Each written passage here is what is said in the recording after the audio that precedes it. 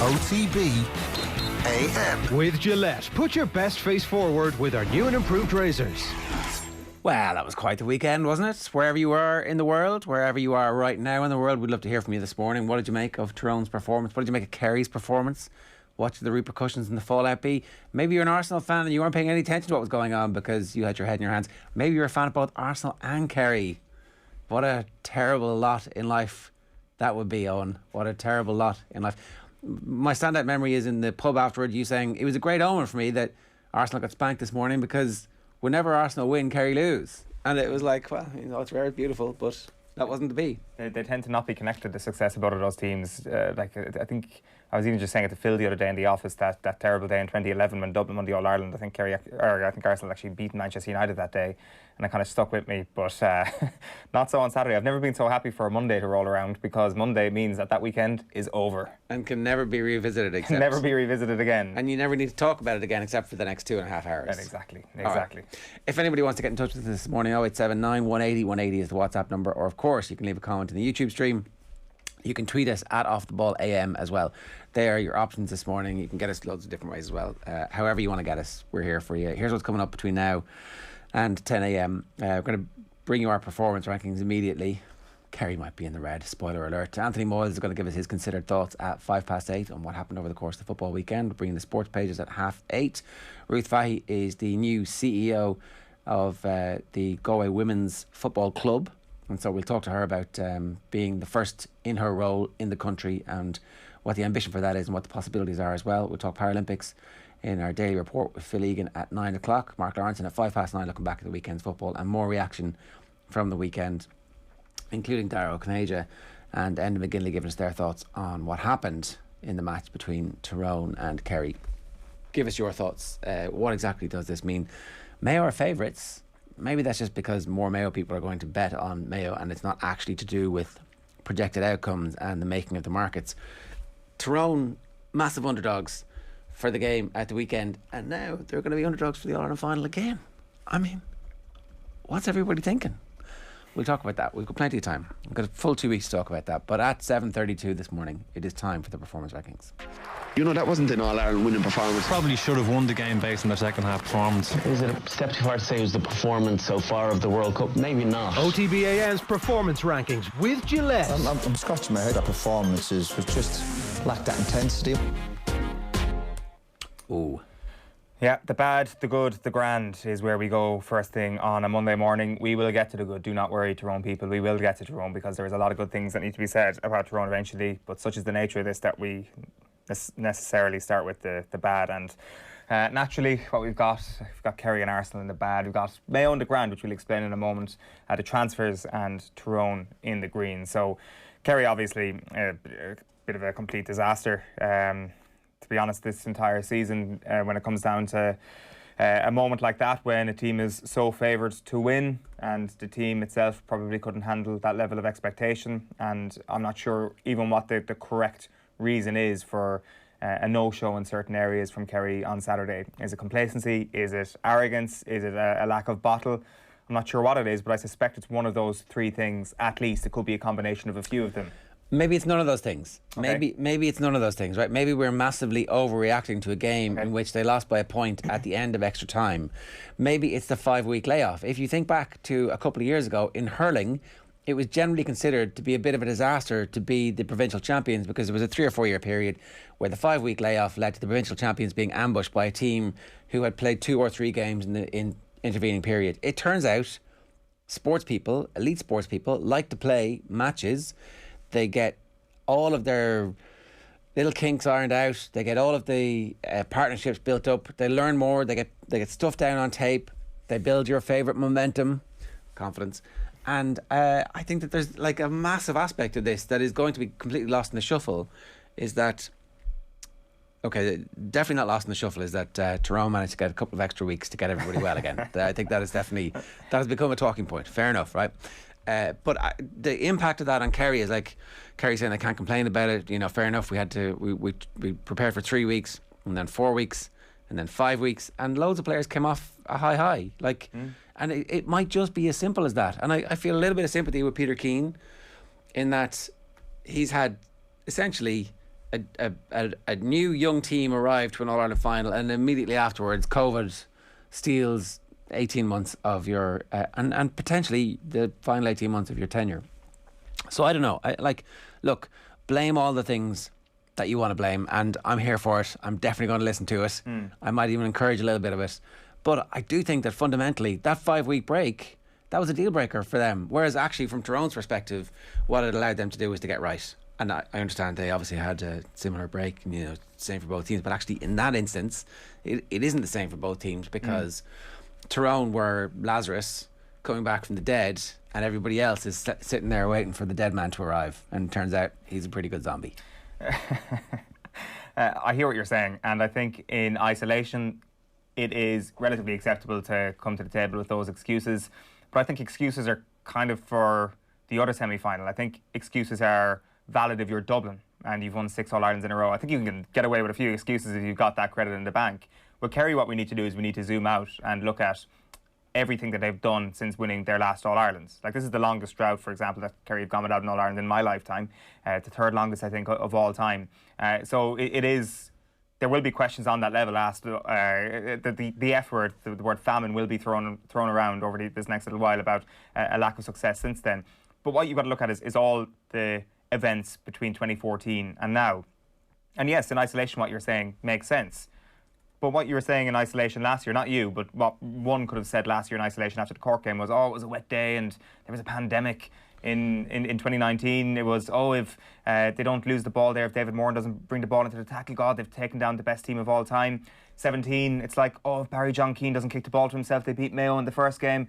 Should have, could have, would have had been the preserve of Kerry, it seems, for the last 7-8 years. And all these things clock up to something more than bad luck at this point. You can't just constantly not get the rub of the green. Sometimes the bounce of the ball has to go your way eventually, that I'm starting to think that actually this team isn't as mentally prepared as it should be, or in a mentally strong place as it possibly should be. Okay, so zoom out from that, right? Why is that? Why are they not as prepared? Why are they not? Because the Munster Championship is rubbish. Because there's no preparation for when you get to these big games, because everybody else is playing Division 1 opposition. Even over the last decade, Mayo have had to beat Galway, and Galway have been coming and going and coming and going and coming and going and putting a team together. But if Cork had at any point over that last decade been a team that was credible contenders for that, then they might have had to prepare for a month earlier and be. I hope Kerry don't lick their wounds and decide, right, we're going to be massive agents to try and keep the provincial structure the way it is, because it's handy for us to get to an All-Ireland quarter-final or wherever the new structure is going to take us if the provincial championships stay. You would think that they would be one of the counties who would benefit the most.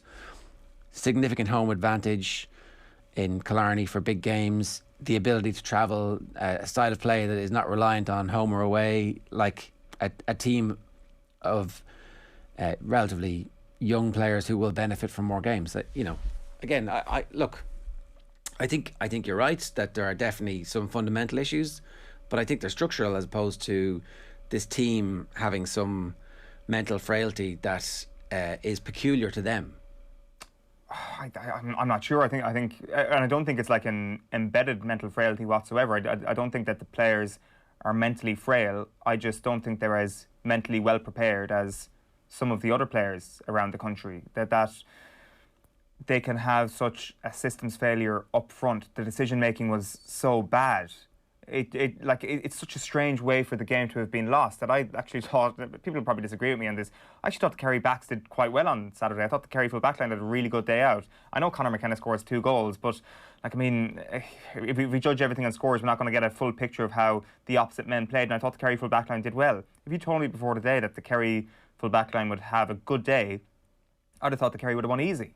If you told me that Niall Morgan's kickouts had little to no effect on Tyrone's attacking plan, I would have said Kerry would have won even easier. So it comes down to a complete lack of decision making in the correct sense up front, when we've got used to teams in both codes at the moment making correct decisions, doing things right under pressure. When the pressure is turned up on this Kerry team, their decisions tend to get worse. And now that is the same for everybody in all walks of life. Nobody likes pressure. But it does seem that Kerry are more affected by pressure than a number of other teams.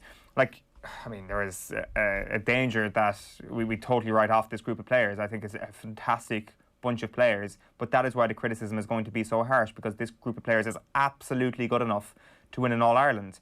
And the reason you talk about there, the provincial championships, like I know we cannot put this Kerry team in the same ballpark as the great Dublin team at all, but Dublin could also have pointed to not being road tested coming out of their province at any point over the last little while. But you're right, like it's no coincidence that the last year Kerry made it to an All-Ireland. They had a sticky enough Super 8s group where they had to play Mayo and they had to play Donegal, and they ended up racking up a little bit of momentum. And I think that road tested them a little bit for that game against Tyrone in 19, which to my mind I thought was a turning point, because Kerry had done this thing which they hadn't really done for a while, which was win a tight game in Croke Park. And like this is something that goes back a long time, and it goes back even to the 2000s. When Kerry win their All-Irelands, they win well. When Kerry are on song, they're beautiful to watch and are poetic, and they can hammer a team, they can destroy a team. But when things get tight and when there's 60 minutes gone and you still don't know who's going to win the match, are you backing Kerry or are you backing against Kerry? I think you're backing against Kerry at the moment, and that is a problem. That is a trend that we're seeing. That is not an aberration of this year. That is something that we've seen repeatedly over the last few years. And unless that changes, then this golden generation is going to become a wasted generation. Because what is the acceptable tally for this group of players at the moment? I actually don't know, and I actually don't really care about that question at the moment. All I care about is this Kerry team actually going to be good enough to get one All-Ireland? And for me, you are not going to get that one with how competitive this game is going to become over the next decade, unless you manage to start winning these tight games. And unfortunately, the 19 semi-final against Tyrone now looks like the exception to the rule, when I thought and I fully believed that was proof that they were finally going to come good in these big games in Croke Park when things were tight. When things are tight in Croke Park, Kerry lose. That might be one of the longer tail repercussions of the game at the weekend, is that the next time these two sides meet in Croke Park, Tyrone are going to feel pretty confident. Correct, yeah. The Tyrone DNA is back, and they are going to be looking at Kerry from months out in future going, yep, we can do that. And again, I make the point that it was like on a knife edge completely. If Kerry had won that game in normal time, everybody would have said, wow, Kerry really looked like they were a bit ring rusty. Some of that decision making, they're going to have to improve that for the final, but the game's in 2 weeks' time, so they're going to be able to, ride from this into that. And that didn't happen. So they go and everything becomes magnified in defeat. But that long tail is definitely the other side of this. And also the fact that Mayo are going to be a team because they're festooned with young talent, and the Dubs aren't going to go anywhere as well. So suddenly how many All-Irelands are this Kerry side going to win versus are they going to win one becomes a very compelling story. Are Kerry the new Mayo? Is that what we're saying? It did come in, they're not the new Mayo. Mayo, I'm not for 1 second ever going to do Mayo people a disservice by saying that the level of pain is the exact same, because it's not. But in isolation over the last 8 years now at this stage, there have been a number of Mayo-esque occurrences, that all these bad luck events in big games that Kerry are involved in tended to go against Kerry, and that has always been the way with Mayo up until this year's semi-final, it seemed, against Dublin. And I think that they will get over the line in this year's final. That may be kiss of death stuff there for Mayo, but it does feel Mayo-esque in the way Kerry have lost a few games, and for me that is the biggest problem. Now, there has already been enough talk about the manager and the management and what happens over these next few months. It is going to be very interesting to see what decision is made on that front about whether or not they do get rid of Peter Keane, because it's just so unfortunate that this is now a real debate. Now, it would have been great if Peter Keane had got this team over the All-Ireland and got another year out of his management tenure, because in about 2 years' time, I reckon we would have a much clearer idea of who the next Kerry manager might be. Because I haven't been involved in the Armagh setup, I haven't been involved in the Kerry Under-21 setup or Nemo Rangers or whatever. I don't know who is the best pick out of that generation of great footballers, from Donaghy to Declan O'Sullivan to Tomás O'Shea. Who actually is the best manager of that lot? I'm not sure how you actually find out who is going to be best placed to be Peter Keane's successor at this point. So yes, there were a load of names in the hat for his successor, and it seems like it's a good time to get a change of management, and I agree with that potentially, but it's very hard to find out who the best man for the job is. So you don't see any way in which Peter Keane is still the Kerry manager next year? I do. I absolutely see a way where Peter Keane is the manager next year. I don't think it's a done thing that he's gone. It seems to be written that he can't possibly stay. I'm not necessarily convinced that he is going to be pushed. I think that there will be a number of testimonies from the players, and whether or not they believe in what he's doing. like there was a couple of unfortunate situations from his perspective over the last little while. Not unfortunate, but like from the off, there was a slight tension there where he was told he had to take Donny Buckley as part of his backroom team last year. Donny Buckley walked, or he was pushed. Something happened and something didn't go right. There has been a simmering unease about that backroom team at times, not all the time, at times over the last couple of years. That simmering unease is still there, and it hasn't led to the whole collapse of the management team just yet. So I wouldn't be surprised if he manages to ride this out. There's going to be a change at the top of the county board this year as well. There'll be a new chairman. I know the current chairman obviously would have given Peter Keane his full backing over the last few years. So maybe when that changes, the backing for Keane leaves. But I wouldn't be surprised if there was one more year for Peter Keane. Personally, I think that 2019 they pushed the greatest team of all time so close, and maybe after that there was a sense that it was only a matter of time before Keane and this bunch of players got over the line, and maybe that crept in arrogance-wise over the last little while, and that for me is an unforgivable sin as a manager, and not building on what he did in 19.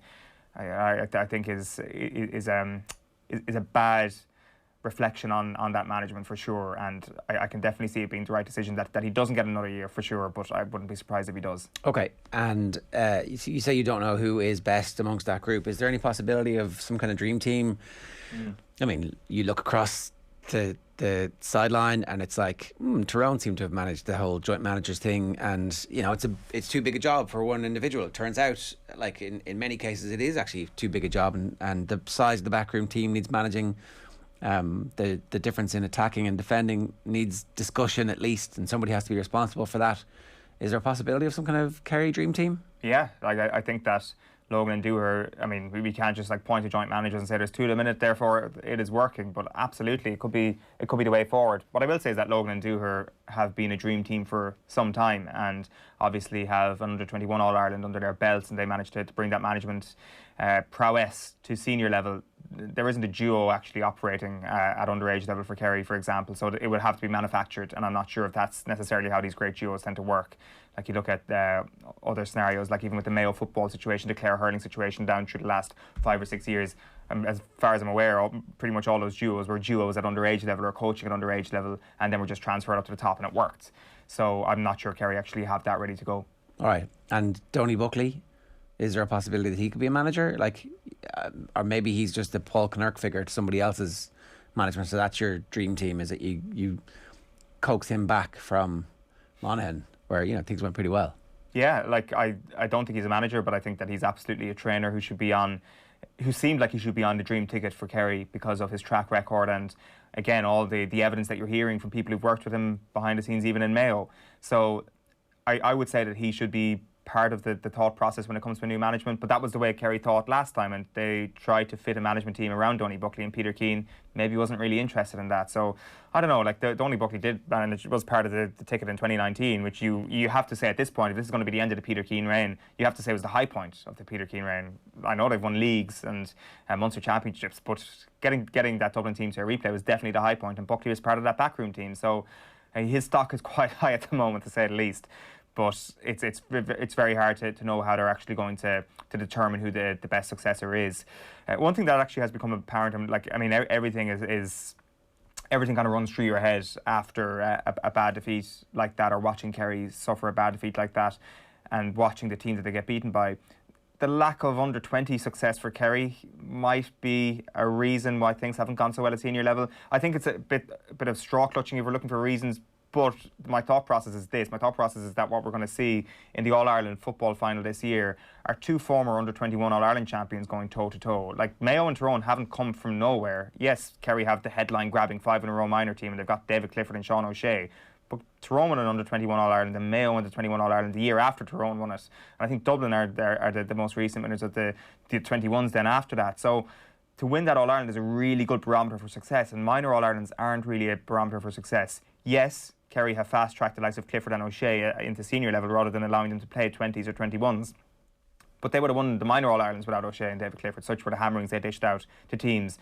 So whatever is happening between minor and 20s, something is going awry. It shouldn't be going awry to the point where the senior team is suffering now, and the backbone of that team is now from those minor teams. Those players have come through and continue to come through. But it's just one thing that did come to mind, that the 20s is a really good barometer for success, and if you're not going well at 20s, that's a much bigger concern if things aren't going well at minor.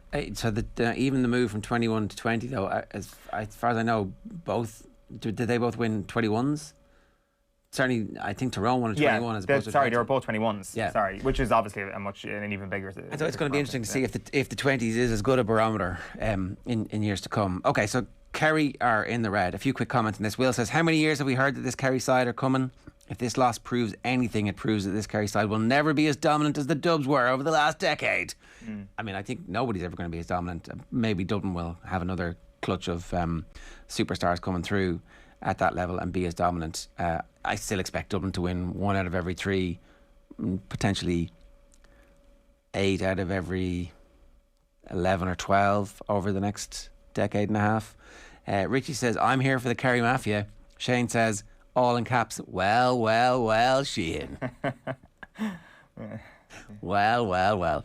Kerry still should have won. Some really poor errors in the forward, says Alan. Like, you know, if the ball doesn't get scooched over to Stephen O'Brien. If it just gets like rolled down the left foot and trickled into the corner, that's a goal. Stephen O'Brien being in the square doesn't matter; it's irrelevant. And then I don't know, when that went in and was called back, it was clear Kerry are going to either take this as an omen or they're going to be like, oh look, we're creating goal chances. Unfortunately, they seem to take it as an omen. Oh, not our day. That's it. It's written in the stars. As opposed to, look at all the goal chances we're creating. We're creating loads and loads of chances here. A few more, either a few less passes or a few more passes in some instances. Just a little bit less white line fever, and we'll be okay. But there wasn't enough leadership, and maybe that's a maturity, maybe that's an age thing. I don't know. And also, fitness. Kerry looked like they were flying earlier this year. They came back bigger and stronger, and looked like they could outmuscle every team in the country. And forget about being outmuscled on Saturday.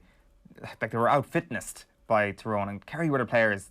Kerry were the team that had the players cramping up, which was astonishing. And there have to be questions asked on that level as well, that they just completely got the whole 5-week build-up wrong. The tapering off or tapering up or whatever you want to call it. It's just hard not to done do. right. It is hard to do. Don't get me wrong, but it was another thing that we didn't see coming with regards to the prediction of this game. I'm sure there are people out there who thought Tyrone were going to win, and there was a lot of nervous Kerry people, but the way in which they won, I think, is what was most stunning, just like the other semi-final.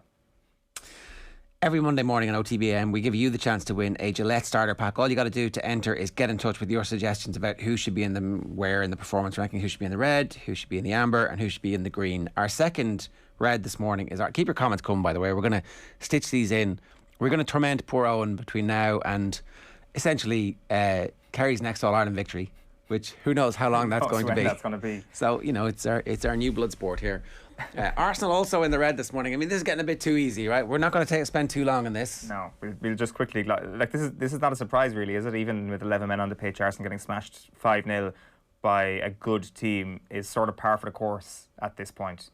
Manchester City were obviously awesome on Saturday afternoon, but once Granit Xhaka gets sent off, well, once Arsenal take to the pitch, there's a chance that Granit Xhaka gets sent off, and once Granit Xhaka gets sent off, there's a chance that Arsenal gets smashed, and that's exactly what happened. I think City ended up with 81% possession overall. I think Arsenal had one shot on target. It was a pathetic performance, even in the context of them being a man down against the Premier League champions. And Arteta afterwards saying that it's time to reflect and look in the mirror and try and change the dynamic. He says, I would not be sitting here if I didn't believe I was the man for the job. But most worrying, Pep Guardiola said he is definitely the right man for the job. Please keep sending Mikel Arteta to the Etihad Stadium. Yes, he might be my buddy, but he should definitely keep his job. And he is definitely going to become a good manager. Just give him another few months. I don't buy his point on the Party Power half hour every Friday is that they're a mid-table team now. I think that if you put Conte in, you could see a Tuchel-style turnaround. I think there's enough good players there. I think that they actually had the bones of a good team. If so, Aubameyang looked fit midweek when they beat West Brom in the League Cup game. West Brom's B team, by the way. And so if he is fit and is going to play this season to try and get a similar contract somewhere, one last 3 or 4 year deal from somebody, you know, if you were to have Antonio Conte manage that team, somebody who was clearly an adult in the room, who isn't learning on the job, there's enough really talented players there. Like, I mean, Smith Rowe is really good. I agree. Like, I mean, you talk about Smith Rowe and Saka. They're just destined to become £100 million signings for a top 6 club at the moment, because I wouldn't have Arsenal as a top 6 club at the moment. But I'd agree to a point that there is still residual Champions League signings in that squad. Players who joined the club because they thought that there was a good chance of them playing in the top tier of European football. And you kind of need to strike now to ensure that you maybe get back to the Europa League at least over the next couple of seasons and try and build from there. So they need to do something fast, I think. That's the key, isn't it? It's like they sat in their hands with Wenger for so long that actually sitting on their hands now with Arteta, they've decided that they were going to back him this year. They gave him so much money that it feels like it would be a very reactionary decision. But surely they're spending that money on players who they know would be of interest to the next manager as well, and that what's more important is actually having an adult in the room. Yeah, and it does kind of feel that even strategically there is some sort of plan in the transfer market, that they have signed a certain type of player, well, a certain age of player over the last little while. I still find it astonishing that we spent £150 million on central midfielders and defenders, centre-backs alone, and there has been no notable improvement in that area. Granted, this season has been very stop-start in terms of fitness for a number of those players in particular, so maybe we'll see some uptick on that front. But if Antonio Conte is ready, it's no disrespect to Mikel Arteta, but you have to go and get Antonio Conte if your vision fits his. But I fear that that's not the case whatsoever. I'm not necessarily sure Arsenal as a club that Conte will want to come into, because of the structures in place above him that will dictate to him who he is signing and what direction the club is going. Conte feels like a bit of a dominant force. I'm not sure Arsenal are ready for a manager to be a dominant force just yet. The thing is, the results get so bad, and sometimes you just have to lay on your sword. Yeah, it's exactly what they need, it feels like at this stage. Okay, so Arsenal are in the reds. The level of competition in Munster is no excuse. The Leinster Championship is worse than Munster, and Dubs were still able to close it out. Yeah, but the Leinster Championship wasn't crap when Dublin came through. You still had that McGeaney team pushing the Dubs to get to the level where they were reaching All-Ireland semi-finals, and that Dublin team had Brogan and Connolly and Flynn and a bunch of the two Brogans. That was the team that learned how to win, and once they learned how to win, then it becomes pretty easy. I think the best case scenario for Kerry would have been to win the All-Ireland this year and then keep the Munster Championship the way it is. Like, absolutely. So you got to peak for whatever tournament is after the Munster Championship. That is dream scenario when you have a team who knows how to win. But what we're saying is that this Kerry team don't know how to win, and whatever's happening in the last 10 minutes of games, they're completely incapable of closing it out, because they're not and there's no practice of them doing that, and there's no confidence that the team has from being a winning team. At the moment, they're a team who are essentially losers. Deller says Kerry don't win battles. Ray says, even as a fellow Gooner, the thought of Eoin watching his beloved Arsenal losing 5-0 City and thinking to himself, at least Kerry will win later, is so poetic. And Shane says, should the Glazers not be included in the green? Getting Ronaldo back to Old Trafford is a massive win for them. Well, we'll see. We're not at the green just yet. So Mayo, what are Mayo doing? Why are they in the amber? What's going on here? Well, I think that there was a sense that Mayo had beautifully handled the underdogs tag going into the Dublin game, and they will have felt over the last couple of weeks that they could do the exact same thing once they come up against Kerry in an All-Ireland final. And I don't know, there was definitely, I mean, it's no secret, Kerry people got carried away with themselves and thought they were going to win against Tyrone, no question about it, and thought it started to turn towards what would it be like to be on the receiving end of Mayo winning the All-Ireland, and it's not a pretty thought. I actually think that now the tails have turned considerably on that whole prospect, and it just feels that either of these teams are coming in for the ambush, and that Tyrone, I guess there's a bit more of an unknown quantity about them, and Mayo are not underdogs anymore for this All-Ireland final. And literally, they are not the underdogs. They are 1-point favourites for this. Now, the thing is, I think it's Andy Moran who's made this point on the football pod. Like, how far back do you have to go to find an All-Ireland final that Mayo were actually favourites for? When you look at all those finals that they've lost individually, in fairness to them, they were outsiders when you look at the bookmakers at least. So they have lost the finals they've been expected to lose. So expectation hasn't traditionally been the problem for Mayo. It's just been they've come up against better teams on the day. So maybe they handled this perfectly fine, but the way this Mayo team are playing, the makeup of this Mayo team, I felt that they would have been beautifully suited to taking on Kerry in an All-Ireland final and being the underdogs in the All-Ireland final. And I think playing Tyrone is just a precarious position for any county in Ireland to be playing anyway. But I just feel I would feel particularly edgy if I was a Mayo fan. I'm sure James Horn and Kieran McDonald, who apparently popped up on television quite a bit over the course of the weekend, they'll have no problems and they'll have a game plan for this Tyrone team. But I would be surprised if they weren't prepping for Kerry up until last Saturday. This story could be entirely apocryphal, I'm not sure, but I definitely heard from somebody over the weekend that somebody in the Mayo camp was like, yeah, we definitely would prefer to have Kerry. We know exactly what's going to come from them. No idea what Tyrone are going to throw at us, because I mean, that point about Tyrone's transition players, any of them can do the same job, and any of them, it seems, are comfortable being in any position from 5 to 15. And at that point, all of a sudden, it's like this rolling ball of knives that you're facing.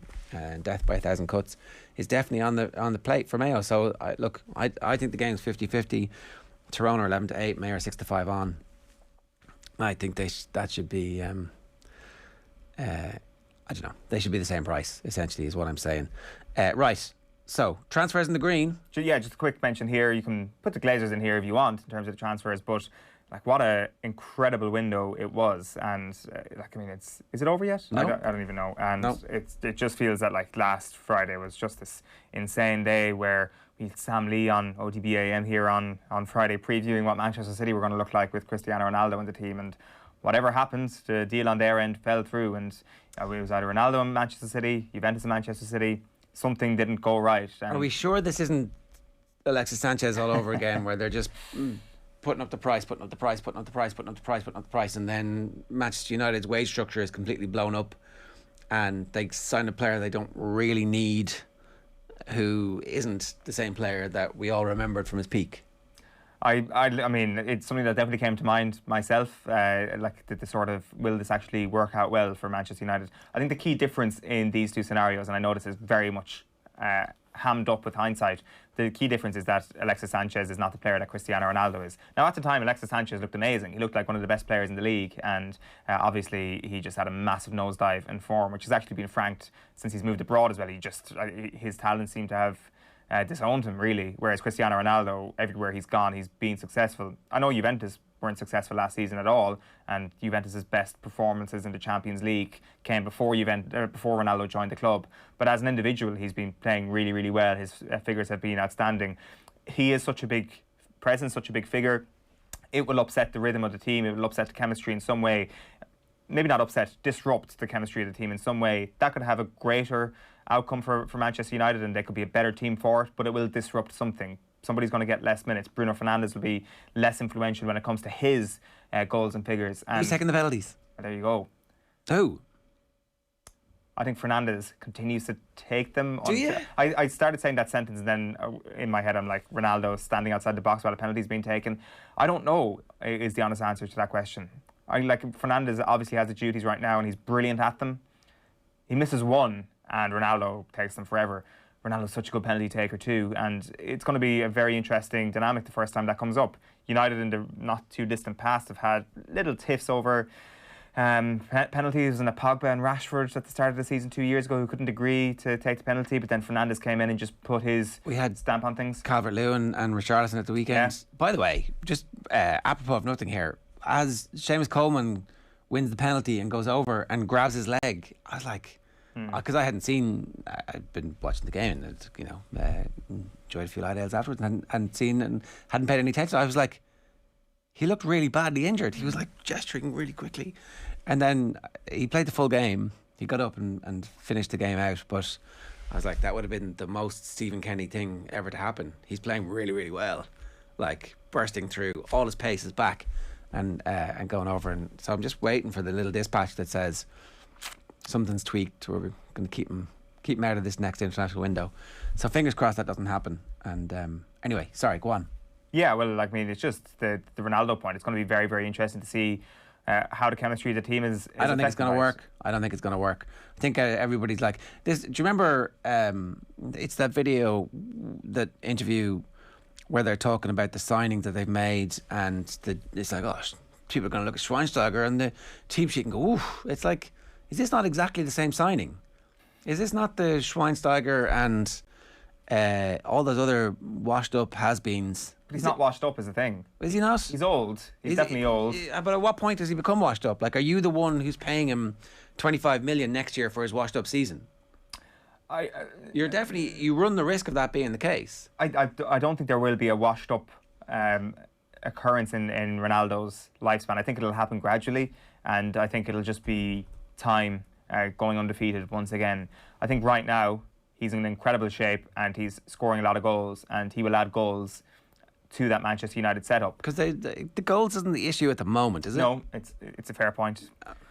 Like, so, but like, how does that then kind of manifest in the rest of the team when you have a player who, I don't know, if he's your centre forward, does he get away with getting off lightly without doing too many pressing duties, for example, as opposed to, say, a Mason Greenwood if he was to be in the 9 role? Maybe, but I think actually what this is like an upgrade on Edinson Cavani more than anything else, rather than like something that will disrupt things in a negative way. I think it'll definitely change the way this Manchester United team play and the focus of this team. But I think there's a chance that the outcome could be positive. But I still think that could be the case, and Manchester United might not be in the title race come the end of the season. And Wayne Rooney was making the point yesterday that like Solskjaer needs to be winning titles now, that this Ronaldo signing really means that he needs to be winning titles. And it's such a stunning signing as well, that it does increase the pressure a little bit on Solskjaer to a point where it's like they signed Ronaldo and they couldn't even win the league. Like, he may not even have that much of an impact in terms of them getting towards the league, and maybe a signing like that shouldn't have that sort of impact. But that's not how it's going to be viewed. It's such a stunning signing that it will heap pressure on United, and they have to do something this season now that they have him back. Okay. All right, what's next? That's the transfer window. And then last up, obviously, save the best for last from the weekend, Tyrone.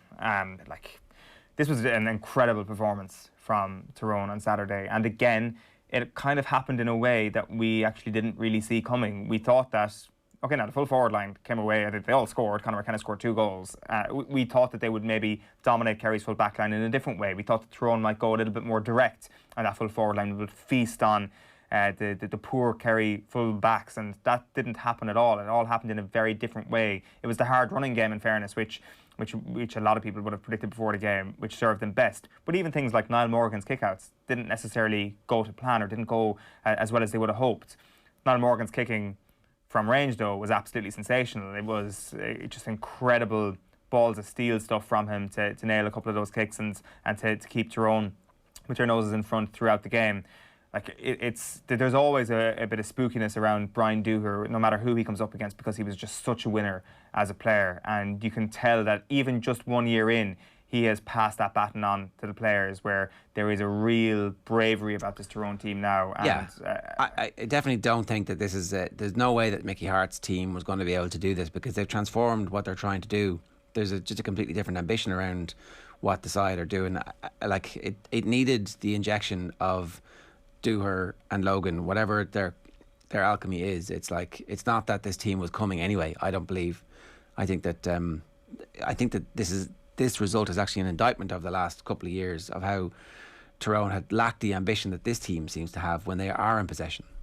Yeah, absolutely. And like, maybe this is a different prospect altogether if maybe they were in charge in 2018 for that year's All-Ireland final. But yeah, they're a completely different beast at this point. And like, I mean, it's just ridiculous how incredibly fit they were on Saturday. And that's nothing to do with the COVID situation. It's just to outdo Kerry on that level, I think was kind of stunning as well, because Kerry would have felt that they would have had that bit off. They would have felt that bit was fine, and it was just the waiting game. But Tyrone were flying, and they just won so many one-to-one battles, and that back six are a ferocious unit. They will suffocate Mayo. Like, Mayo's running game is far more shrewd than anything else that Tyrone would have come up against, though, and there's far more wily veterans that will be able to try and punch holes in that defence. In many ways, what Tyrone saw coming from Kerry was running down blind alleys at times, and that's exactly what happened. And Tyrone encouraged that, and they deserve full praise for how they managed to handle it. They've also got a squad now as well, which is something that you can back when things go the distance, and I think that's the case for both of these finalists. They both won games after extra time, and both of their benches before the game you'd have been like, nah, and then after the game you're like, right, these guys have arrived, and these guys are real championship players. it's going to be like, have Tyrone and Mayo ever met in an All-Ireland before? It's brilliant to have this novel pairing that right on the back of the 6 in a row, we've like a really unique All-Ireland final. And Enda McGinley was on the show last week saying we're entering a really exciting period of Gaelic football. The revolution years. Yeah, that period is now. We are here because we've got a Mayo versus Tyrone All-Ireland football final. And as much as it pains me to say it, it is good for the game that this is the pairing that we have this year. Okay. You're making Tyrone slight favourites, are you? Or are we going to wait and see exactly how? Yeah, let's wait and see. Let's wait for the dust to settle on this feeling that we all have about Tyrone, because I did feel that there was a huge kind of wave of reaction to Mayo when they beat Dublin, where it was like, oh, they can't possibly be beaten by whoever comes through the other side. Now it feels that everybody's saying the same thing about Tyrone, and we've kind of forgotten about Mayo a little bit over the last little while. Mayo have beaten a better team in the semi-final, I think. I think if Dublin play Kerry... I don't know. Dublin maybe edge it at this point. I don't know. Having seen what we've now seen, I think Dublin are still a bit ahead of Kerry. So I think Mayo have beaten the better team. They had to come from That's behind. A little preview of the power rankings this week. Kerry getting dumped out possibly. of... Just clinging on to their Champions League place in the top 4. So, yes, there were mixed messages this morning, and there might be a little bit of hypocrisy here, but I'm leaning towards Mayo. Would Monaghan or Armagh beat Kerry in a one-off game in Croker at the moment? Every chance that happens. Yeah, I think that Tyrone are better than Monaghan and Armagh is the only thing that football will get you so far. In football, it turns out that if Kerry manage to get their nose and their neck and their entire body in front of somebody, they'll win. But if it's just the nose they have in front of you, you'll reel them in. All right. OTB AM is live and brought to you by Gillette. Good morning. Start with Gillette. Put your best face forward with their new and improved razors. That is today's performance rankings. OTB AM's performance rankings with Gillette. We'll announce the winner at the end of the show. Continue to enter. You can do it 0879 180 180, or of course you can leave a comment on the YouTube stream. We'll give away the Gillette starter pack at the end of the show. We're going to take a quick break. We're back with Anthony Moyles. OTB AM. This is OTB Sports Radio. Dad Pod. This is a video thing as well. Does have a name? Podcast. Midlife crisis. Paddy Daddy. Midlife crisis. Dadcast. That's not bad, actually. Yeah. There was definitely a period of a couple of months where meltdowns were becoming more frequent, and now when she's outside and she's sort of playing with the neighbours' kids, like if she doesn't get her own way, the meltdown is quite extreme. So maybe that's the terrible twos, but I think maybe we've escaped the worst of it. Well, I think the terrible twos is a bit of a misnomer because it goes into the 3s and 4s. Dadcast, Tuesdays from 3 p.m. on OTB Sports Radio. Tune in on the OTB Sports app. Undisputed, undefeated, unmissable. Taylor versus Han, Saturday the 4th of September, live on The Zone. Game changed. OTB AM. With Gillette. Put your best face forward with our new and improved razors. 12 minutes past 8 this morning here on OTB AM. Delighted to say Anthony Moyles is with us. Anthony, good morning to you. Morning, Ger. How you doing? I'm enjoying it. This is I was a neutral observer at the weekend. Poor Eoin is a little bit heartbroken, a little bit lost. He's a wandering soul at the moment and not quite sure where he's going to end up.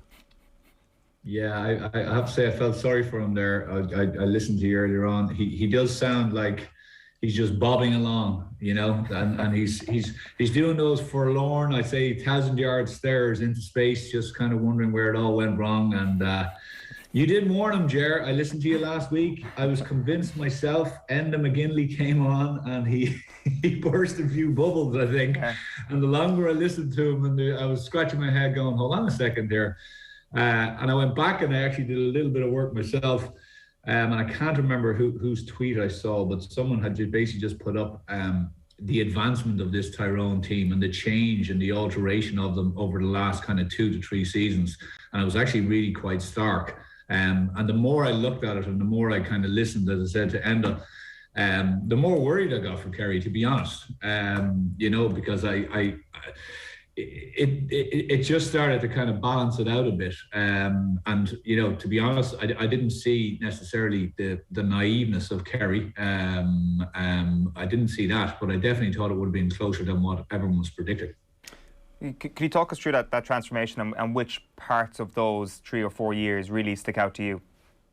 Well, I think it's something we've always even said over the last number of years, like when we've been analysing Tyrone in any of the games, I always felt that they had an issue at 6, not necessarily who played 6, but in that central position, you know, top of the D, And what was happening a lot to them was they were leaking goals. You know, they were shipping goals because an awful lot of teams were running down the centre. You know, it's happened to them on multiple occasions, and you know they just didn't have a presence there. Not be it one man, two men, whatever it was. And in the last while, they've really got that right. Now what they've done is it's kind of I suppose it's a collective responsibility. It's not necessarily that it's one, but PD Hart is absolutely instrumental in it, in organising it. And what they certainly do is they cordon off that kind of area around the D. And what they do is, and you've seen it, like, I mean, on Saturday, on umpteen occasions, they entice you in there. And as soon as you go in there, they just close down the net on you.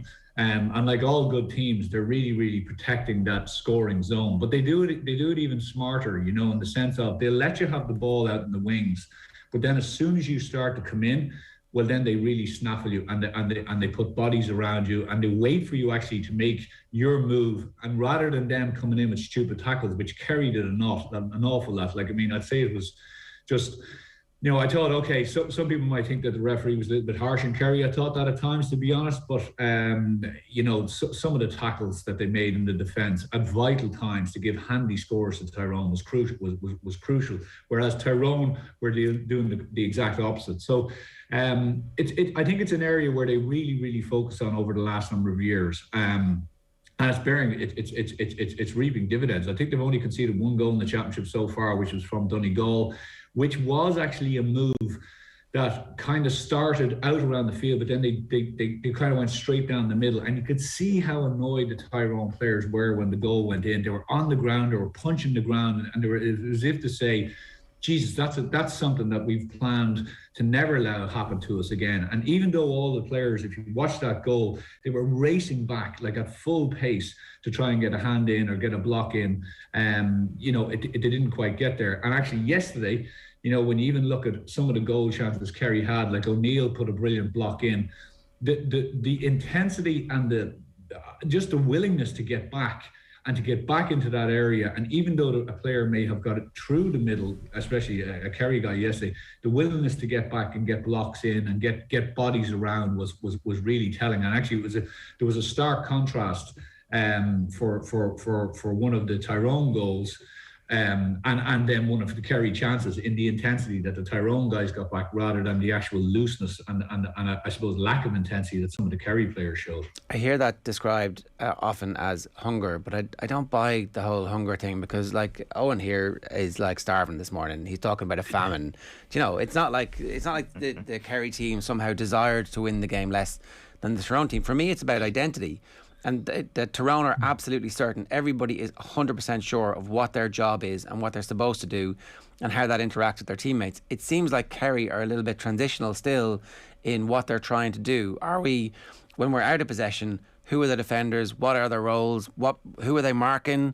Are we zonal? Are we going man-to-man on these guys? And when they're in possession, it's like, find Clifford. What can we do? Shit, he's marked. What do we do now? There's just that, like, it's just, there's a significant difference where it seems like the coaching and the drilling is finished or is getting better with Tyrone and it's all going in one direction. With Kerry, it's still a little bit up in the air. Well, you know, if you showed someone who didn't have a clue about football, if you just said, listen, you know, if you showed them the two lineups after the game and said, right, now look at the scorers on both teams. Like, I mean, the thing that jumps out at you the most stark thing is, like, I mean, Tyrone had their goalkeeper got, I think, 2 points, and their full back line all got a point each, right? Like, I mean, there was a spread of scorers throughout the Tyrone team. There was no reliance on one or two players. And really, to be honest with you, most of the forwards wear small numbers on their jersey, low numbers, and most of the backs. So you don't know where, like, I mean, who's playing where necessarily, because there is this collective responsibility. They're all willing to go up and have a shot. Hampsey had one. You know, they're all willing. They're all very comfortable on the ball. Whereas, as you rightly say, Ger, the Kerry thing is we have to get the ball to one of two or three men. And, you know, people will talk an awful lot about, obviously, Clifford, and they'll talk an awful lot about O'Shea. But actually, the man that Tyrone really focused on yesterday was Paudie Clifford. Like, I mean, they just went, this guy is the quarterback for this team. This guy makes them tick. He plays long balls, short balls. He's the heartbeat of that forward line. He links it all in together. And it was an absolute masterstroke by Dura and Logan to put Myler on him. Like an absolute masterstroke. It killed them because, and you know, the funny thing about it was, I thought after the first water break, or at least half time, Kerry might go, okay, listen, Paddy, it's just not working for you there. We're going to put you right in the corner, or we're going to put you literally in on the square, and you can come around on the loop. Or lads, look, we're going to change this up a bit. It's not working. We're going right down the middle. We're going into the jaws of Tyrone, and they're just clenching every time, and they're grabbing us. They're turning us over so much. We're running into tackles. We're getting hit. It's tiring our legs. We need to do something else. We need to start coming around on the loop. We need to maybe start taking shots from 40, 50 metres. We're well able to kick points. And let's not just continuously try to get it to our two main men. Let someone else have a go. And, you know, I talk about the naiveness, and I thought that naivety was extraordinary. To go back on Tyrone a bit, like, Jared, the thing that we've spoken, I suppose, a bit about Tyrone has been, you know, this identity thing, as you say, and it isn't a hunger. It isn't like saying, oh, they wanted it more. That's absolute BS. The thing is that if you look for the McShane goal, how easily that happens, right? It's a very, very simple move. Tyrone come, and most of the Kerry defenders, if you stop the play, the most of them have their back to the man carrying the ball. They're all chasing back in towards their goal. There's no one facing the play and coming out. So what happens is guys are turned. They actually don't know where the ball is. They don't know where their forward is. And the ball is simply played over the top. And actually, if you look at it, Shawnee O'Shea is out on the left-hand side underneath the Hogan stand. He can see it happening. He knows it's going to happen. And if he is, as I said, drilled like the Tyrone goes, he is absolutely sprinting into that position. If he does exactly what Michael O'Neill does in the first half, he's getting back into that position to get a block on. He reacts too late. He doesn't really sprint. The ball comes through, it's blocked, and McShane palms it into the net. That is, as you say, it's an identity thing. I think of Kerry are kind of saying, well, we still have forwards and we still have defenders, and our forwards are the best in the country. So what we really need to do is get them the ball, and they'll do the rest. Well, you know, they found out yesterday, actually, well, that isn't the truth, and that isn't the way the modern game is. You know, and like you go back and we, you know, talk about Dublin. Dublin, to be fair, they had those players, those types of forwards, but they also had a couple, 2 or 3 or 4 more on the bench to come on. So when you were tiring out, they brought even more ammunition on, whereas Kerry didn't really have that yesterday. They couldn't really change it. They were going back to, you know, some kind of things that they've tried before with Tommy Walsh and stuff like that. And there wasn't that impetus, there wasn't that real carnage coming off the bench, and a fella who you say, wow, this guy is really going to make a difference. Well, bar actually the young lad O'Connor, who I took, was amazing, didn't start. But that for me is a difference, and that is something that Kerry team are going to have to get over the next number of years. It sounds like a pretty significant rethink then from Kerry's perspective. I think it's not massive. Like it's not a massive rethink. You know, I remember being involved in the game once we played Wexford, and I remember the video analysis being done by Colin Coyle. Matty Ford got a goal, and I remember he stopped the video and he absolutely ate us, because we thought we were chasing back Matty Ford. I was playing 6, and I thought in the game, yeah, I was running hard, but when you actually watched the video, you were like, you weren't really. You were going about 75, 80%. You weren't really sprinting. Even if you're going 85, 90%, you weren't going absolutely flat out to get back, like to throw your body on the line, to get back and try to solve the situation. You may not always get there. Actually, more times than not, you won't get there. But if you have the drive, and if you have that savage desire to get there, when it comes to the big crunch games, and when it comes to those moments, you will get there. So just a la Matty Donnelly, the ball that came across, if you remember, over to Jack Barry. Donnelly had no right in getting that ball. He was way off, but he read the play. He saw that the crossfield pass was coming, and he went in, and he had no regard for his own body. He jumped in there, he got a hand on it, he got back up, a couple of little interchanges with McShane, and they got an absolutely vital score. And that actual little moment in the game was the difference for me between Kerry and Tyrone. That's all it was. I don't know if the 5 weeks had an impact on them. I don't know if the fact that the Dubs were bet. I can only imagine the expectation down in Kerry was, that's it. You know, you're going to walk this All Ireland now. So you have Kerry's number, or you have Mayo's number, and you have Tyrone's number. So you'll go out and hammer them and away you go, and we'll pick up an All-Ireland and it'll be, it'll be normal service resumed. And I don't know if the whole COVID thing upset them as regards, just having to wait around and felt like they were kind of hoodwinked into things. But when you drill it right back down to how they're playing, and the setup of the team, they're still playing the game like a backs and forwards type situation. Obiuglig, even Gavin White, who was an unbelievable player, and I thought he was immense yesterday for them. He kept driving forward. There's still an idea that they get to a certain place on the pitch and then they look for Clifford and O'Shea. It's like, where are they? Where are they? And when they're not on song, or they're being well marked, or when they're not on the pitch, there's a kind of a thing of, well, who's now going to stick up? Who's going to put the hand up and take this on? And that is an over-reliance. And unfortunately, when you have two of the best forwards, which they still are, in the country, you can imagine you're going to try to get the ball to them at least 90% of the time. But when that's not necessarily working out for you, well, then that's the problem. And, and if you go back to the Kerry days of like Gooch and Donaghy and stuff, like Donaghy was an amazing foil for the class that was around him, because he used to take all the stick, he'd start all the rows, he'd mostly finish the rows, but he'd take an awful lot of intensity. He was like a totem pole for those lads, but also he would bring them into play. So you could chop at him as much as you want, but then you just slip a little past the Gooch and bang over the bar. Clifford's actually having to do both things now. So he's having to be the totem pole, getting the abuse, but also get the ball, also lose his man and get a score. So that's an awful lot of pressure. It's an awful lot of focus on one man. So they need to actually find one or two forwards who aren't actually the best forwards in the country, but they're fellas who'll do a serious job for you, and they'll take the pressure off the main men. We'll talk about Tyrone. We've got plenty of time to talk about Tyrone. We may as well just luxuriate in this Kerry thing for a little while longer. Does the management team, who've learned these lessons over the last 3 years, do they get another crack at it, or is it somebody new who comes in and says, right, we've been watching what you were doing and it didn't work and it's time to hit the refresh? Because sometimes, and it's no real fault of the management team, but the stench of defeat follows them to a point. You've had 3 years. I get that it's been COVID interrupted, but at the same time, like I'm definitely on the fence about this. I can see the merit in sticking with them, but I can also see the merit in going, right, refresh, let's go.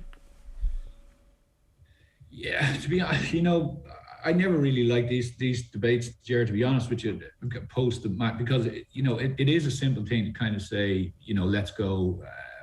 There's arguments on both sides. I'm not privy enough to what's happening down there to understand what's going on below the surface, right? And there could be stuff going on. I do think what they need to do is they need to hit the reset as regards how they're viewing their own personnel within the camp, and especially the forwards. Like, I would have had worries coming into this game about the defence. And actually, if I was a defender in that game yesterday, by and large, I would have been unbelievably pissed off at the forwards and the fact that they kept bringing the ball into the tackle and kept getting stripped of the ball. Like, it was as plain as day that's what was happening. And every time it happened, it gave Tyrone more energy, more fuel. So maybe the real fault with the management team yesterday comes from a situation where you're not seeing that.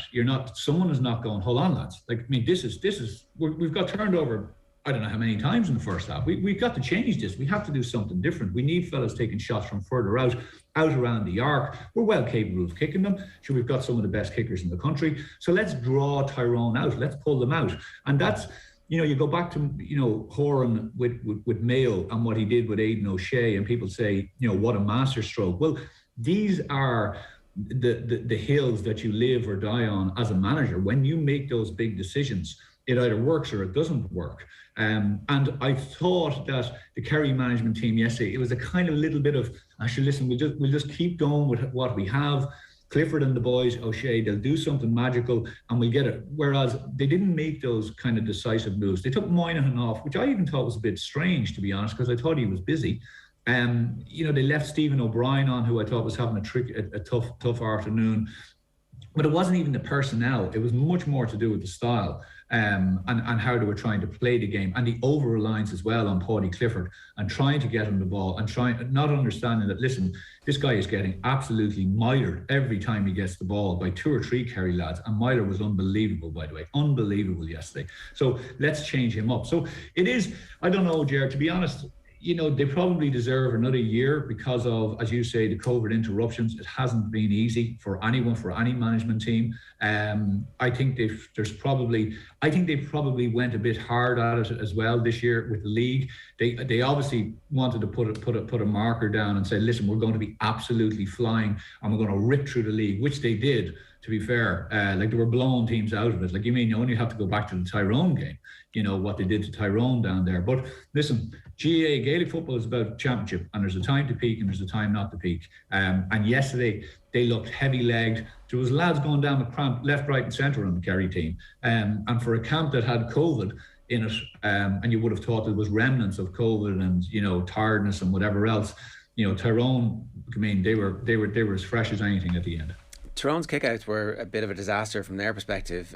I don't know. It'd be really interesting to know if they just decided they were going to go long and 50-50 was actually going to be fine for them because their defensive setup was confident enough that they were going to win turnovers relatively high up the pitch, and it was essentially, kicking to touch is a GAA rugby equivalent. I don't know, but it certainly looked that way until obviously Clifford's injury when they started going short, realising that he wasn't going to be able to press while he was still on the field. So was it an anomaly? Was it random? What was going on with Tyrone's kickouts that they were so ineffective? I think, you have a situation where you have a payoff between long, short. What are we going to do? It's probably a smart enough move to say, do you know what? If we go short here and we get turned over, they have the most lethal lads around who'll just stick the ball straight over the bar or as a goal on. So what we've been doing over the last 6, 9, 12 months is we've been focusing on, as I said at the very, very start, creating this cordoned off area right in front of our goal, which basically is thou shalt not pass. You are not getting in there. You're not getting in there. You might get in there and we'll foul you, but you're definitely not going to get a goal. And we're going to do our damnedest to make sure that it's going to be really, really tricky for you when you get in there. If that happens from, say, general play where the ball is down the far end of the field and there's a turnover, you can have that set very, very easily. You're already set, so you know where you are. If it comes from a short kick out, there's a bit of madness, there's a bit of movement around, you're trying to find space, there's a bit of mayhem. And if it goes wrong, if the execution of the kick out isn't right or something like that, you get snagged or you get caught in possession, well then all of a sudden it's very, very difficult to get that set and get that, kind of cordoned off area back correct. If you kick it long, you're going, you know what? We've a shot at this, and if we win it, great. We're 60% of the way up the pitch, and away we go. And we are now in an offensive position. If we lose it doesn't make a difference. We're still set. We're set structurally. We're set defensively. We're set, and we can face what's coming in, and then we'll go again and we'll try to win the ball. And I'd say that's probably the thinking, to be honest with you, Ger. Morgan obviously has an enormous range on his kick, and they're probably saying to ourselves, listen, we'd rather lose it 60 yards from goal than losing it 20 metres from goal. That makes sense. Yeah, absolutely. Like Morgan, it was on that front, you could say it wasn't his best day, but at the same time, in the highlights reel, he looked like the best player in the land after Saturday. Anthony, is he cementing himself as the standout goalkeeper in the country at this point? Well, it's funny, I was watching the minor match and the Meath minor goalkeeper kicked a few 50s. It's funny. It just becomes par for the course now. Like a 50, in our day, if you could kick a 45, by geez, you were some man to launch a ball. Now they're stroking them over 21-yard free. So it's now become you have to kick a 60. Which is ridiculous. His kick right before half time was an unbelievable score.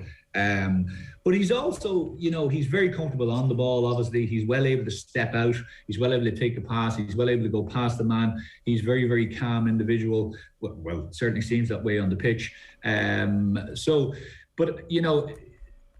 Defensively, Eoin, they are really tough on themselves, and they are a serious outfit. And when I take a look forward to Mayo, I'm kind of saying to myself, wow, this is going to be an unbelievable game in the sense of the Mayo forward line. Again, there's a bit more of a collective responsibility thing going on there. The whole Aidan O'Shea question, because you've Hampsey and McNamee, and those two boys love it, whatever way you give it to them, rough and tough, whatever way, throw in high balls, low balls.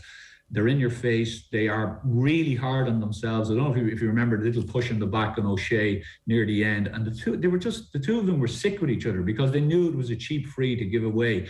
And they are owning those positions, and you can see the drive that's in there and their ability to link forward. So, I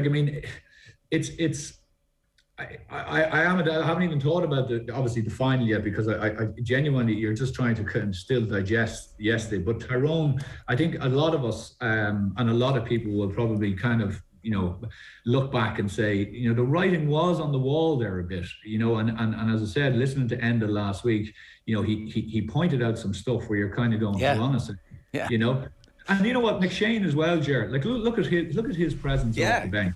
1-3. You've got to start him though, I think, right? Like for an All-Ireland final, I know you need the cavalry, you need your bench to be really strong, and you need to be able to change it. But he's one of the best footballers in the country when he's fully fit, and he looks like he's getting back to full fitness. Yeah, I still don't think they start him. I still don't. I still think a guy like him. Was it the Armagh game? It was the Armagh game. Remember where they brought a number of fellas off the bench. McKenna came off, and guys and they just had, I think they had 1-4 or 1-5 off the bench. That is enormous. And when you go back to Dublin when they were in their pomp, that's what they used to do with the likes of McMenamin. Those guys would come on, and all of a sudden you were still within touching distance. You were still kind of grabbing onto their coattails. The next thing, bang, bang, bang, and it was like 1-3, 1-4 scored, and you lose by 7 points. And you're like, how did that just happen? Because you come onto a tired legs. As I said, Kerry lads were dropping all over the place. Sure, there was lads getting cramp. And McShane was just he was like a kid in a kind of a candy store. He was absolutely loving it. He was just saying, this is brilliant for me, because he was coming on fresh, as you say, in serious nick, blowing lads out of the way. And I think they'll hold them back, because I think that when it comes down the stretch, this is going to be as tight as against Mayo, and they're going to need that impact off the bench. All right, Anthony, good stuff. Thanks a million. Cheers. No bother. Cheers, lads. Anthony Moyles giving us some thoughts there. Give us your views. You can leave a comment in the YouTube stream, or of course you can always get us 0879 180 180 is the WhatsApp number, and you can leave at Off the Ball AM on Twitter. The hashtag is OTB AM. Feeling any better, Eoin? Feeling worse? Yeah. Feeling totally fine. I can. It's going to be an interesting one about McShane when it comes to this final. I think that we are definitely still riding the crest of a wave on that Tyrone win on Saturday, and I think that next week, in the actual week for the All-Ireland, we'll probably get more clear-headed build-up. Right now, it is hard to get away from the fact that Tyrone defence won't do the same thing to Mayo. They're like the Legion of Boom, really, the way they're reacting to every single tackle and every single turnover, and taking pride in every single clean sheet that they get. It's hard not to be carried away with that 2 days out from it. But Mayo also have that similar level in their own defence as well. So I think we're kind of forgetting about that Mayo versus Dublin performance just yet. But it's going to be possibly the most intense All-Ireland final of all time. There's an assumption too that Oisin Mullen's going to be fit. That we're just assuming that. And again, you'd like to hear that the training, he's been there and he's done all his sprints and his cuts and his turns, and someone's kicked him and he's like, yeah, I'm totally fine, I'm ready to go, because I think they're going to need him if they're going to win this All-Ireland. Dara says, until Mayo wins, Sam, there is no one in Mayo who would actually believe a favourites moniker. The bookies have been wrong 2 weekends in a row. Good point. Although I think that I know the point you made, that Andy made on the football pod, was that technically Mayo had never been favourites, but I don't think anybody in Mayo thought they weren't favourites. I think that's the whole point, isn't it? That the whole county believes they're automatic favourites for every game, and that's the definition of them getting carried away. I'm actually not sure it is. I don't think they really. I think Mayo deep down they're like, this is it, we're going to win. I think that it's like a Men in Black. We never lost a game. What are you talking about? I think we actually we used to get carried away with Mayo mid-game, because we used to think that Dublin would hammer them eventually, and it never really happened in any of those finals. And we thought that Dublin were always strong favourites, and then mid-game we're like, Mayo, we're going to do this, and then it ultimately doesn't happen. But yeah, I don't know. I think that they might not favour being favourites, and they've also got to deal with that little bit of a longer layoff. There'll be no questions about Tyrone not showing up in the final, whereas you can maybe make a case that Mayo's performance in the semi-final could be their peak. Tyrone, it's going to be the same Tyrone again in 2 weeks' time. I actually think there's room for Tyrone to get better, that they can, have far more efficiency on their kick-outs. Some of the long-range frees that were nowhere close to going over, he could definitely get better at those. So I definitely, look, it's going to be good, and we've got 2 weeks, as we said, to preview it. Keep the comments rolling in, we'll get to them. And maybe Kerry just aren't as good a team as they were made out to be, says Philip. I mean, bear in mind, Philip, that it went to injury time of extra time and they lost by a point, having been 5 down. Like, it was a brilliant performance in many respects. Like, it was ballsy from Kerry to get back into the game after it went. Like, when you're that far down in extra time, you can easily get blown out. Like Nickel County hurlers were against Cork. Game over. That's it. There's no way of us getting back into this. But it still came down to Kerry had the weight of the ball in their hands with an opportunity to send it to penalties. Like, that's how close we were. So I think that, like, it's very easy to throw the baby out with the bathwater here and go, Kerry, useless. That's it. Miles away. Never going to win. But they are a hair's breadth away. In fairness to Philip, though, like, I mean, maybe Kerry aren't as good a team as they were made out to be. They were made out to be much better than Tyrone. So they were made out to be 6-point favourites. Yeah, 7 points at the start of the week. So I think that there's a possibility that he's absolutely bang on the money there, and that maybe they aren't as good as they've been made out to be in the past, and maybe their level is on a par or just a little bit behind Tyrone and Mayo. Like, because you could say they're probably on a. If you say the weight of the ball is in their hands and that goes over. Say they played again. Say they played every Sunday for the next 3 Sundays. You're not making Tyrone 6-point favourites or 3-point favourites. It's 50-50 next week if they play again. Yeah, but that's the whole point. If you play each other every week, Kerry will probably beat teams most weeks. The thing is, this is a one-off. You've got to have bottles to win in a one-off when you know that there isn't another game next week against the exact same opposition. That's the whole point. The uniqueness of the situation absolutely suits the character of this Tyrone team. And I don't know, like, I think, again, Mayo have all these things in buckets as well, but it is going to take some performance to stop Tyrone.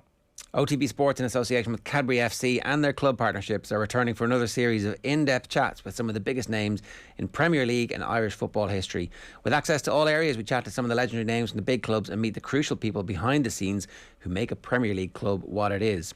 First up, Champions League and Premier League winners Roberto Di Matteo and Karen Carney join us for our Access All Areas Chelsea special, along with coach Lisa Fallon, coming to OTB Sports social channels very soon.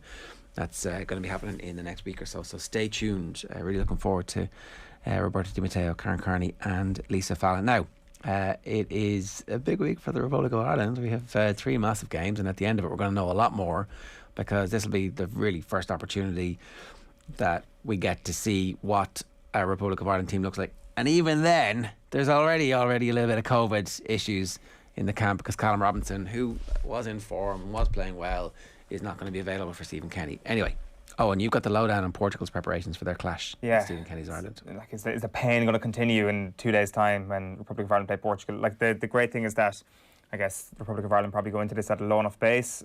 The thing is, if Ireland are going to get back into the race for the 2022 World Cup, what do they need out of these 3 games? Is 7 points doable? Like, will they draw in Portugal and then win the other 2 games? Is that an acceptable way to get back on track? Even that might not be enough. They might actually need the full 9 points. So there is an overwhelming degree of the unlikely about this whole thing, which maybe leads to a little bit of freedom. But looking through this Portugal squad that's lined up for this international break, they're in a relatively interesting place, this Portugal team, considering what happened at the Euros. A lot of people's pre-tournament favourites. And I don't know, like Anthony Moyles there was talking about a forward line that maybe didn't have enough water carriers in it, or a lot of stars, and you're trying to fit them all into the one team, and maybe that leads to the sum of the parts being not what you would want it to be. And there was definitely a sense about Portugal in the Euros that was the case. Like, looking at their attack in the final game that they played, when they lost to Belgium, they had Ronaldo, Bernardo Silva and Diogo Jota up front. They brought João Felix and Bruno Fernandes off the bench in that game. And I guess if you're not getting Fernandes and João Felix into your starting team, are you actually getting the best out of it? I know Felix obviously had a very bad Euros and on form wasn't going to be picked, but it's interesting that they're faced with that problem of getting all these players into the same team. That the big news going into this will be Cristiano Ronaldo surpassing Ali Day if he scores against the Republic of Ireland. Like, he's on 109 goals at the moment. They're both level pegging, and it'll be a massive deal if he does score against Ireland. But in the general sense of Ronaldo, it does feel that this World Cup cycle is crucial for him, and that Fernando Santos is under pressure to get this team within striking distance of winning a World Cup, because will they have a generation like this again? Maybe not, especially the crossover between Ronaldo and the younger attackers that are coming up behind him. So there was massive pressure on him to deliver in this next tournament, given that the Euros was a pretty big disappointment for him. And I would actually have the 2022 World Cup as their last chance, really, to win something with Ronaldo. In terms of what Fernando Santos has actually said during the week, he says Ireland works a lot, fights a lot. If we're not at our best level, we could have problems. The Irish national team played an excellent game in Serbia, for example. You have to respect your opponent a lot. That's basically the length of what he said about Ireland. As I say, kind of like he is under huge pressure given the end of the Hungary game, the start of the France game maybe are the two things that you could pick as the good moments for Portugal in the summer, despite coming into the tournament with players in incredible club form. Just listening to the Seleção podcast to talk about Portuguese football, you can tell that journalists and fans are calling for wing-backs at the moment when it comes to this Portuguese team. They want to go to three at the back. They're suggesting that maybe Santos is a little bit too set in his ways. And I think that's maybe a reaction to the victorious Italian team potentially at the Euros, thinking, why can't we do it? Why can't we play like them? And they obviously have a number of good wing-backs in their squad. Now, the squad itself, Felix is injured, Renato Sanchez is injured. You're not going to have Nelson Semedo in there, Sergio Oliveira, William or Jose Font when it comes to their Euro squad. A couple of new faces in there, no one of huge note. There is this new goalkeeper who plays for Porto, Diogo Costa, and Gonçalo Inácio as well, who plays with Sporting, who turned 20 last week. He's been absolutely brilliant and he's going to be a star to watch for the future. And then Diogo Costa is apparently the heir apparent between the sticks for Portugal, who are I guess will be looking for one over the next little while. Ricardo Pereira from Leicester City is now fully fit. He missed the Euros. He's back in the squad, and there's a couple of other new call-ups as well. So they're in really good shape. I mean, they're like the injuries that they have, they can absolutely live without Felix, for example, given he didn't even start that last game in the Euros. And they're going to be an absolutely awesome side. We know who the big stars are in that squad. Whether or not he's going to stick with the 4-3-3 that he played in the Euros remains to be seen. Okay, so what are you predicting? I'm just we've seen Tyrone, Portugal 5-1 on, Kerry 6-1 on, 7-1 on early in the week. Bigger, stranger things have happened just this week, Eoin. Yeah. No. And also the final comparison is also the COVID problems that Ireland are having compared to the COVID problems Tyrone are having. So the omens are good, if you want to use that analogy. The problem is Ireland are not. Who's going to be our Aaron McGinley to give us some confidence? I don't know. It's the honest truth. I think for this game, it's an absolute it's a pipe dream for Ireland to get a win. I don't necessarily think that Ireland are in a position or will ever be under Stephen Kenny in a position to maybe park the bus and hope for the best in a 0-0. Ireland will need to score to get something out of this game. Maybe with Shane Duffy back to his best and actually scoring goals for Brighton. That actually provides the opportunity for Ireland to start scoring goals as well. But that has been the big problem. That attack is misfiring. The quality isn't there in attack. Quality isn't there in midfield either, it seems, at the moment, to actually cause Portugal problems. It's going to be... The worry you'd have is if Ireland really try and go toe-to-toe with Portugal, what will happen? The real kind of positive note, and to go back to what Santos said, is that when Ireland have come up against good teams and have gone into really important games against good teams under Stephen Kenny, that's when the bright moments have come. We all know what the obvious fall down has been, and it is when they were expected to win that game in the Aviva Stadium against Luxembourg and just fell flat in their face. I agree with Santos. Ireland were good against Serbia. Ireland were good in the playoff against Slovakia, but being good isn't good enough. Results are what Stephen Kenny is now going to be judged on. I totally subscribe that the early throes of a management reign can be judged on performance and signs for the future. I think we're kind of edging towards that place now where something's going to have to go his way over these next 3 games. Azerbaijan if that's not 3 points, then we're back into disaster territory. But he's going to need something big from one or both of the other 2 games this window as well. All right. Okay, if anybody has any views on the Ireland-Portugal game and what team you would like to see selected, we'll be talking about that over the next couple of days. But in the meantime, it is with football we're staying. At 8:48 this morning, I'm delighted to say Ruth Fahy is with us to talk to us about her new job as the CEO of Galway WFC. Ruth, good morning to you. How are you? I'm good, thank you guys. How are you? So this news broke last week, officially made public, but it's obviously been in gestation for quite the while. So from your perspective, it must be incredibly exciting and at the same time, kind of nerve-wracking, because you are absolutely a pioneer when it comes to this. Yeah, I think you've just nailed it right there. It's hugely exciting. Like you say, it's kind of been in the pipeline now since probably the last 2 months, around June time, when I got a call from the board to see if it's something I'd be interested in. And I think the words you use there are literally explain how I reacted. Obviously, you jump at it, and you see the potential, but you're also I'm probably wary and a little bit, a little bit nervous, I suppose, because the fact is this is completely new. This is a pioneering breakthrough in the development of our league and of women's football in Ireland. So what that means is we have a whole load of uncertainty ahead, and obviously that can be difficult if you're not okay with dealing with that, but I think I'm okay with that. I've got plans in place. I know what we need to do. I've been around the league since the very start, since 2011. I've obviously been in women's football my entire life as well. So yes, nervous, excited, but definitely feel like it's absolutely the right way to go. So what does success look like? Success, first of all, I'll give you a very simple one. It's for us, it's winning silverware and doing something that our club hasn't done over the past 8 years. Galway WFC was formed in 2013. We're fast approaching the 10-year mark, and the fact is that we haven't really pushed on in terms of results, performances. Really, we've had up and down seasons over the years, and we've seen some teams fade away in the meantime. We've seen other teams push on, and other teams outside of Dublin. I will always use the example of Wexford Youths, who've done fabulous things. Things are a little bit different when you're outside the capital, and they've navigated that very well and very successfully. We haven't quite managed to do that, and obviously we have many plans and many different facets of where success will lie for us, but football will be one. And obviously, in order to achieve what we want to do in football and create that high performance environment that we haven't quite been able to do so far, we need to find success in all the other areas. That includes commercial. We know what faces us there, but we've got avenues we haven't explored yet. It includes governance, it includes communications, it includes stakeholder management, and of course, it massively includes our community and our supporter base that we haven't really had, I suppose, the time, resources, or the energy to put into that.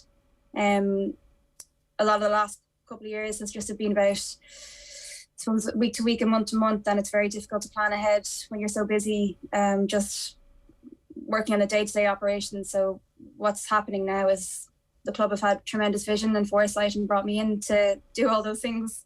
It's going to be a very busy time, but it's going to be very interesting for sure. In terms of that commercial side of things, because if you can crack that, then that's going to give you the finance to build the high performance environment. And like, it's definitely, in sport it always feels like it's chicken and egg. If you get the high performance environment, commercial interests are going to be more interested.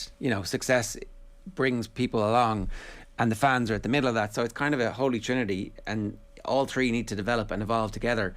That bit's difficult to prioritise. If you get the high performance stuff, then it makes the commercial stuff easier. But if you get the commercial stuff, then you can pay for the high performance stuff. So how do you balance that, and how do you prioritise?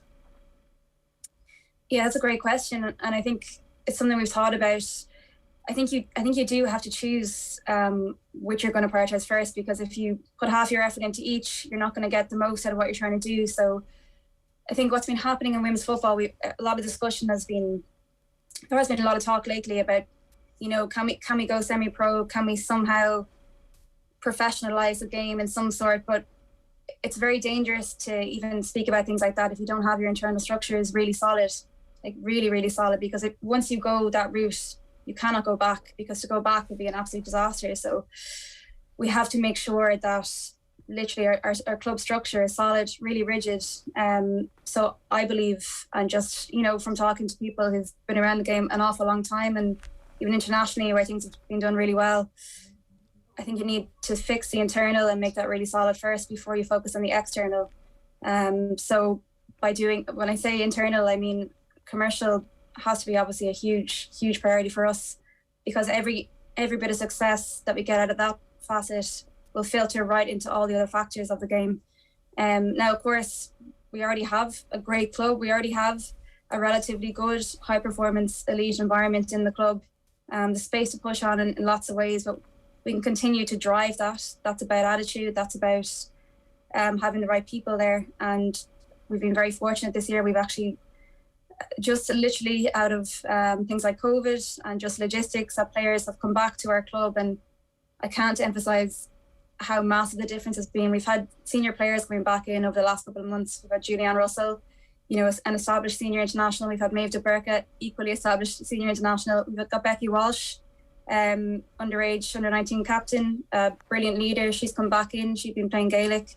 She's come back to the good side, thankfully. We've had Emma Starr, who is a phenomenal American midfielder, who's come back to Galway for the summer purely out of love for the city as opposed to any actual plan. So it's just been really fortuitous for us. But just seeing the difference those players make on the pitch, in training, in games, in everything, and just the attitude and the drive that they have, that's just one example. That was just lucky, but if we have the commercial background to actually, multiply bringing in people like that, I think we'll see massive success on the pitch, I hope. Are there any other teams, any other companies that you've been looking at, Ruth, over the last little while that might provide you with a blueprint for success? Yeah, absolutely. And I think one team that everybody involved in women's football would talk about would be the likes of Glasgow FC, who have done something a little bit different abroad. They probably started out similar enough to where women's national league sides would have started out. They put in a long-term plan. They employed a full-time CEO, and they've done incredible things over the last number of years. And I think their success is very clearly reflected in how well they've done in Europe. They've gotten to the quarterfinals. The gap then to the next level is quite large, but they've gotten there. And that's absolutely massive, because as we see, we can have great teams in women's national league. And I think the biggest test, and I've always said this, is when you do make that big next step up. And we've seen it every year, since Piemont, I think it was PSG all those years ago, gave them a relatively good game. Every time we've progressed to Europe, we just haven't been able to close that gap. And I feel like that gap, it's dangerously getting a little bit bigger and bigger. So I think looking at a team like Glasgow, what they've done, how they've solidified their internal structures, can we emulate that? That's just one team. There's many other teams around Europe. And in terms of commercial partners, there's so many, I literally haven't even started the role yet. I'm actually starting on Wednesday. So at the moment, it's been all a go. The official start date is Wednesday. So from there, we'll be able to get out there and get talking to people. Because so far, any sort of relationships we've tried to strike up commercially has all been, I suppose, quite informal, because that's the nature. We have an amateur unincorporated association. So all those sponsorships are kind of year to year. They would, as you would in sporting history, it's about like a chat over coffee or things like that. Everything has to completely evolve now. We have a lot of people I know that I'd like to approach, and that will happen over the next couple of months. So like I said, it's going to be very, very busy. The fact that this is going to be the first one in Ireland where you're taking this route, and there is a template and a map, that gives you first mover advantage in some ways. So obviously, there is pressure on everybody involved to make it succeed, but it also is the type of thing that you would hope is going to get local support and national support too. And I suspect from the interest in the announcements that you probably feel that too. I do. I really do feel that. I've been blown away, actually, to be honest, over the last couple of days since it was announced on Wednesday. I knew it was a big moment, and I knew people would look at it, and I knew attention would come our way, but I didn't really anticipate the overwhelmingly positive support, because there's always, in reality, there are a lot of challenges and there are a lot of pitfalls that we're going to face, but everything I've had so far has been positive. People want to see this work. People would love to see this become a success, and that gives me great confidence as well. I'm not naive and I'm not stupid. I know, like I said, pitfalls and challenges are two key words, but I'm not on my own in this. That's the thing. I've had a huge amount of people come to me. It's actually made me realise, how many people I've come to know over the last number of years, both in kind of the business world and also in football. And I've just felt, completely supported. So any nerves I would have had have dissipated slightly thanks to that. I've had great support so far from the FAI as well, I've had to say. They've reached out and offered their support. This is something that they like to see happening. It's obviously in line with their strategy and their strategic goals as well. So knowing that the governing body has my back is quite comforting. And obviously there's a lot of leadership, I suppose, guidance I can take from that side as well. So yeah, the support is there. People want to see it work, and that's going to help us, I hope. The Women's League in England is going to be televised. We're going to see that start to come through on Sky and highlights on BBC and that kind of stuff, which is obviously, it means that there'll be more women's sport on TV. You know, on a fundamental, basic level, that's great. But it's also a competitors' league. So it's a bit of a double-edged sword, I presume, for women's football in Ireland. Great that the kids are watching and they're seeing, and that whole role model part of it. But it is also, and Leicester City are going to start playing their games in the main Leicester City Stadium. It is also then potentially what the kids are watching and aspiring to be. Yes, and that is a fact, and that is reality and something we have to deal with. And I spoke about this a number of years ago. As soon as the UK started to really, I suppose, get their act together, they've really done incredible things over the last couple of years. Players started to leave a couple of years ago, and we obviously all noticed that our league was still very much in the beginning of it, in its infancy, to be fair. It still pretty much is, you know. We have to remember it was only established in 2011. But what I felt at that time was that we were at a very important point for us because like you say, this is a blank template. Our league still has time to mould itself into what it wants to be. You talk about being, you know, visibility of the league. It's increased so much, even in the last year. I have to say, LOI TV has provided a streaming service that I didn't think was going to come for even a couple of years. So every single game is streamed live on LOI TV, free to watch. It's been brilliant for us as players. It's been brilliant for any supporters of the league. But obviously the next step is that we need to see, can we become televised? As we all know, the FAI Irish Cup final is our showpiece piece. It's on at the end of every year in November. And unfortunately, often a cup final is not the greatest match to watch, and we have incredible battles all throughout the season that maybe people don't get to see if they don't actually physically go on and watch the streaming service. So that's something that's going to change. I mean, that's going to change. It's already changing. It's just about time and patience. We want to see that now, but it's coming.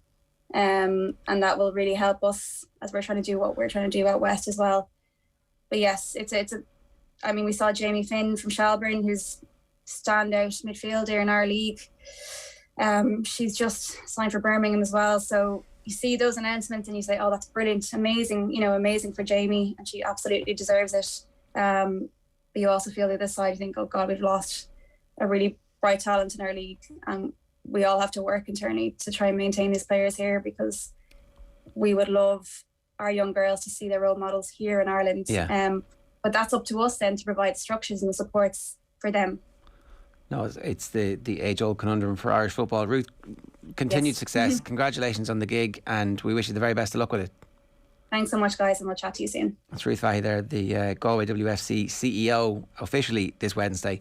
But as we said, they're just announced last week. 2 minutes past 9 here this morning. We're going to take a quick break. We're back with our daily Paralympics report with Toyota Ireland.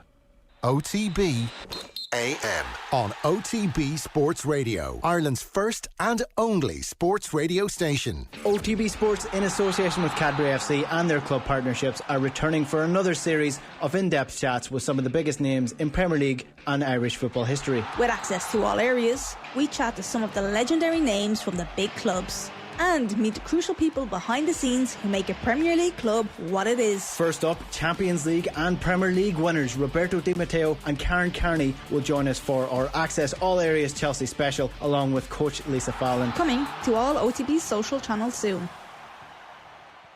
The Paralympics report on OTB Sports. With Toyota Ireland. Start your impossible.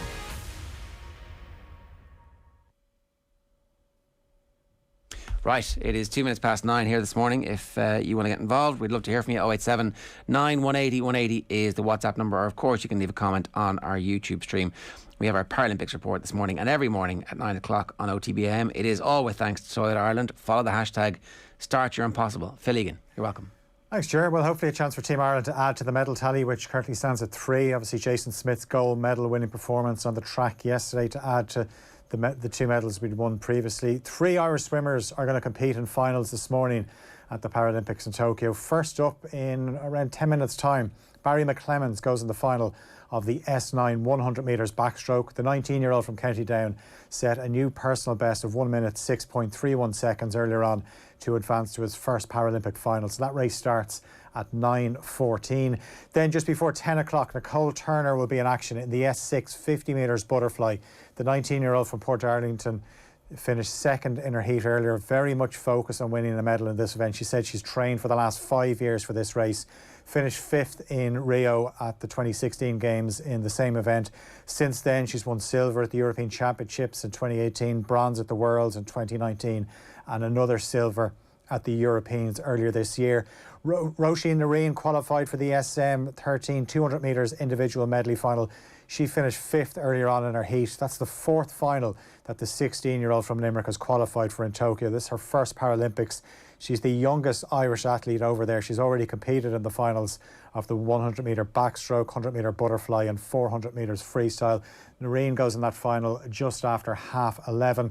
Away from the pool then in archery, Meath's Kerry Leonard bowed out of the individual compound open in the last 16 in her first Paralympics. And finally to shooting, Tyrone's Phil Eagleson produced a personal best performance to finish 14th overall in the SH2 mixed 10 metre air rifle.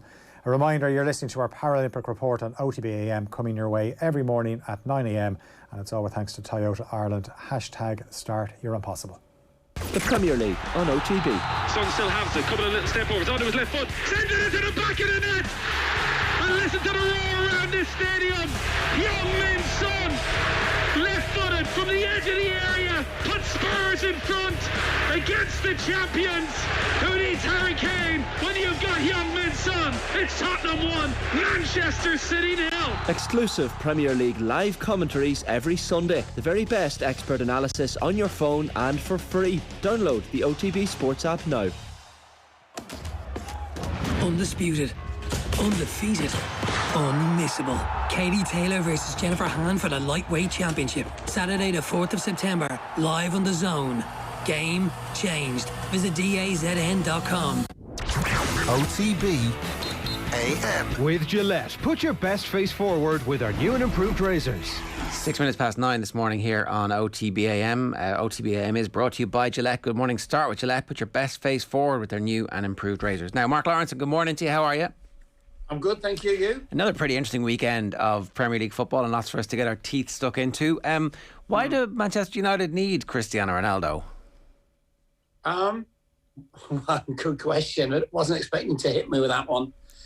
Well, I think because it's such a long season, and I think it gives them so many options. And it's not just, when in terms of Ronaldo with playing, etc. I think just the way he looks after himself, the way he looks after his body, the way he trains. And I think, obviously Greenwood scored the goal again yesterday, but, players of his ilk will look up certainly to Ronaldo, see what he does, see how he prepares, etc. And if he brings them all on another 5 or 10%, then it becomes a really good signing. Is there a world in which it doesn't work out, where actually Greenwood comes out of the team or Sancho has to come out of the team, and there's a little bit of upset around that, and the real problem seems to be central midfield still for them? Yeah, I don't really get this two holding midfield players Ole Gunnar Solskjaer likes to play with generally. I don't think they need it. Well, of course there can always be problems, but I think one thing Ronaldo is it's all about him, which is absolutely fine, and he'll want it to be good. So I think he will give it his absolute 100% best shot, call it what you will, to make sure that it is. And they've just got so many options now. They've got so many different ways to win games. But as well as they've done so far, obviously played 3-1-3. You're right. There's just something not quite right. But look, 3 games, 35 more to go, and they've won the 3. So, you kind of charge on if you're Manchester United. And if that's a problem, well, hopefully you get loads of problems like that. Play 3, win 3. They had the draw with Southampton, didn't they? Oh, sorry, they did. Yes, yeah. Sorry. I was thinking they came back to win. I'm wondering about that first penalty. Like, Bruno apparently is involved in getting Cristiano to come to the club. We see what happened at Everton. We see players do not like giving up penalties. We see everybody wants to stick the ball in the back of the net. Like, does Bruno just go, "Oh, Cristiano, here you go. It's fine. You take it." I think Cristiano will get it. I think, well, we know that like Bruno obviously was the main cheerleader to get Ronaldo back to Manchester United. So I'm pretty sure he'll probably step aside. And also, I think if, with Ronaldo, and if in his first game they get a penalty, I think you'd want him to score, wouldn't you? You want him to get on the score sheet. So, and it looks like that Bruno kind of idolises Ronaldo. So I don't see there being a major issue with that. I think he'll just grab the ball and stick it in the back of the net. There does seem to be a consensus, Mark, at this point that Ronaldo is going to be the central striker for Manchester United. Is there a chance that that's not the case at all, that there is a different position for him? I don't see a different position for him, no. Okay. I think see him playing right through the middle. I don't see him having to chase people, defenders coming out the ball, all those kind of things. I think it'll just be you stay up there and we will get the ball to you, because his movement's still very, very good. And, he's got so fabulous experience, etc. So no, I just think it's one of those, you remember Sean Goater playing for Manchester City when it was feed the goat? I mean, obviously, but it's that kind of thing. It will be feed the goat, get the ball to him, and he'll score for you. Look, I don't think he's going to play every single game, and can maybe miss quite a few. But if he starts and all of a sudden, he looks like he's still got everything, because we're never quite sure with it being the Premier League, because it's obviously a notch up from the Italian league for me. His movement might not be good enough, but I suggest in the penalty area his movement will be good enough. I think that will be the key. So how are you lining up if you're a Solskjaer then, Mark? Because he's done a couple of weird things already, with moving Greenwood out of the 9 last week and then playing Sancho on the left yesterday, which I don't think a lot of people saw coming. Yeah, I think that's, what I think that is, that's a classic case of having too many players. But what happens over the course of the season, I do think that sorts itself out. I mean, I would just leave Ronaldo up front. So you may be playing, 4-2-3-1. I don't know, 4-1-4-1. How about that? So I don't get the two holding midfield players, and I think if you play 4-1-4-1, and you said to Pogba, basically, if you're one of the middle two of that four, you say to Pogba, you go and play, and just give him a free roll. I think that's that's the other key as well. Would be Pogba doesn't play with restrictions. He doesn't really get it. Pogba just reminds me of, say, when you were at school and you're 11 or 12 and you had your team and stuff, but there was always one player who was really, really outstanding. And because of your age and your lack of experience, as that player, you'd just be going everywhere and getting the ball and making things happen and all those kind of things. I know it's a slightly strange analogy, but that's how I would play Pogba. I'd just say, Paul, just go out there and destroy the opposition basically, and do what you're good at. What about Varane at the weekend? We were waiting to see what kind of an impact he would have on this United side. Certainly, it's a Rolls-Royce addition to the team, and if he plays every minute of the rest of the Premier League season, then their defence will be very, very strong over the rest of the year. Just how quickly do you expect him to settle in? Is it straight away with somebody that quality? Yeah, absolutely. Because, if you think about defending, it comes to you. You don't have to go and search for it. And he'll just sit in his position and do what he does. I mean, there is a rumour going around about Varane that his knees aren't the best. And he's missed quite a few games in La Liga. But I don't see him having a problem. The other thing as well is with Manchester United, generally, as we say, if we call them the 4 top teams, more often than not, you're on the front foot. You're going forward all the time, and you're not under too much pressure. Obviously, that's a generalisation, but that's really how it would work for me, certainly. He is very good. That's the other thing. Yeah, absolutely. No doubt. And it's like, signing for Manchester United? Is it bigger than signing for Real Madrid? You'd argue that at the time he signed for Real Madrid, no. So, he'd have gone to Madrid and knew he was under massive pressure to perform. And I think he'll probably find Manchester United a little bit easier from that point of view. The transfer window as a whole has been largely positive for Manchester United. Obviously, there is the one glaring omission of not signing a new central midfielder, but is it now a squad that Solskjaer must win something with this season? Yeah, absolutely. This is it. This is his ticket. So, he does have to come up trumps with a trophy. They're going to have a chance of winning the league, as are the other three, so, which is going to be fantastic for everybody involved in that in terms of the Premier League. But yeah, he knows. He knows. So it'll be interesting to see how it all works out, this. Let's talk a little bit about Liverpool and Chelsea then. Really a brilliant performance from Chelsea to get out of that. Yeah. And the type of, you could see the celebrations that the team had afterwards on the pitch, very ostentatious, very, we are together, we're in this. And I don't know if that matters or not, but they certainly seem to think that coming away from the injustice, as they saw it, with a point is one of those kind of significant moments during a season. Are they right? Yeah, well, I think, what did they say? What doesn't kill you makes you stronger, and all those kind of things. And they were very, very good. I thought that, overall they were better than Liverpool on the day. I mean, Liverpool didn't play badly, but I just thought Chelsea were very, very good. I think I was there. I mean, it was definitely a penalty because, the thing about coming off one part of your body, but he moved his arm. He absolutely moved his arm towards the ball. So it had to be a pen, and the ref got there eventually to make the right decision, but maybe not in the right way. But no, they were good. They were very, very good, and we kind of thought maybe, Marcus Alonso, maybe Trent would cause him lots and lots of problems. But he did really well, and he did really well when he just had to play as a left back. So you're always looking for kind of the weakest link in a team that looks very, very good and very, very organised.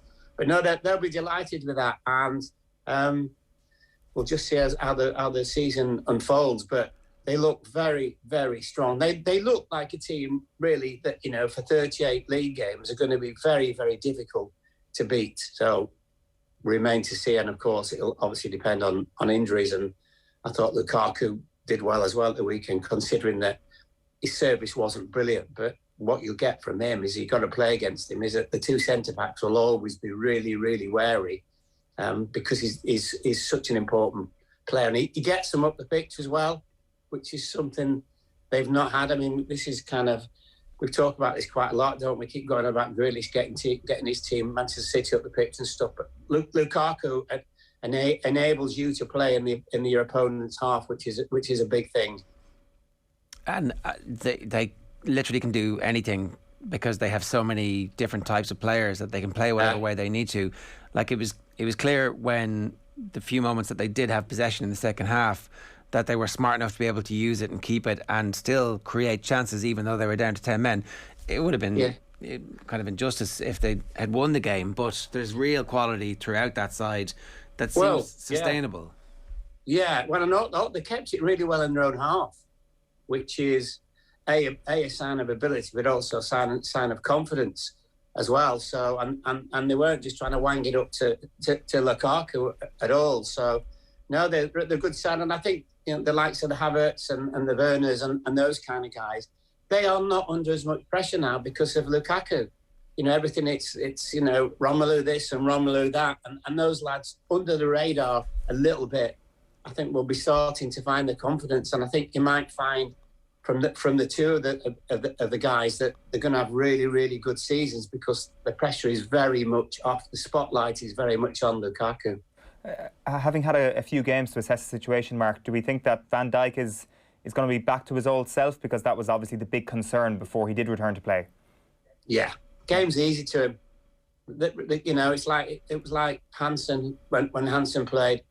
It was just too easy.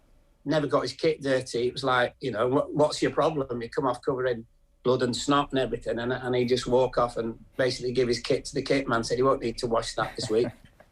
And that's everyone keeps going on about him. That's the closest person that I can think of. that's comparable. And he had, I can't remember which game it was. He went in for a tackle. I don't know if it was Norwich or the first home game, and he limped, and I thought, oh, that's interesting. But then he was absolutely fine, because when you have an injury like that, what you want is to go into a tackle where you think, oh, I might get hurt here, and then come out absolutely totally clear. And that's what he did. I mean, he's a Rolls Royce of a centre back, and he has such a fantastic effect on Matip. Matip's a much better player playing with him, as you would do. But the thing about Joe Matip when he plays with Van Dijk is he comes out and plays. He comes out and joins into midfield and commits, members of the opposition, which is really, really good. I don't think particularly Matip likes football. I don't think he really enjoys it, but he's just something that he's really good at. But he's really, really good when he's got Van Dijk alongside him. It does seem that Matip is also the type of guy who could give his kit back to the kit man pretty clean. Yeah, little bit. So, but which is good, because if you're in that position and you're on your feet all the time and you're not sliding in, and if you miss the ball, you're kind of prone on the floor and you've got to get up and chase somebody. It's always much better. Ronnie Moran, God rest his soul, used to say to Hanson and myself, and just say, he goes, stay in your armchairs, and basically, don't get pulled out of position, which is the key, really, playing there. But if you're playing with two, especially. One of the big stories coming out of Liverpool now over the last couple of days, actually this morning, David Ornstein reporting that Michael Edwards is expected to step down as Liverpool sporting director at the end of this season. Wow. From your knowledge, he's saying it's reports and maybe it doesn't happen, but Ornstein is usually bang on the money with his sources. From your knowledge of the club, just how, obviously he's the man who gets the credit for the incredible signings they've made down through the years, is that credit deserved? And as a result, how big of a loss is it?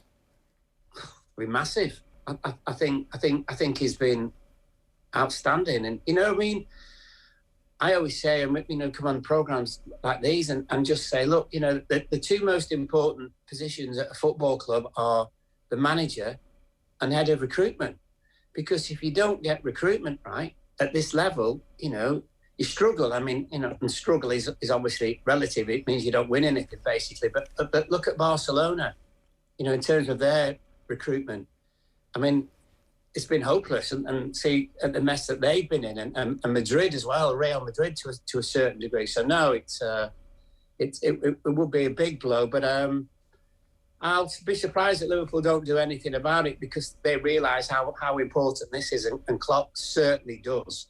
And if you've got somebody, I presume it probably works a bit like this. He'll have quite a few people working for him, obviously, Michael Edwards, but his contacts will be brilliant. But if somebody Klopp says, look, I don't know, just for instance, like Matip's struggling a little bit, we need another central defender, and you would hope, if you're Michael Edwards, you say, right, well, I'll tell you what, there's these four people, wherever they're playing, and this is what they're going to cost, and eventually, the manager has to make the decision.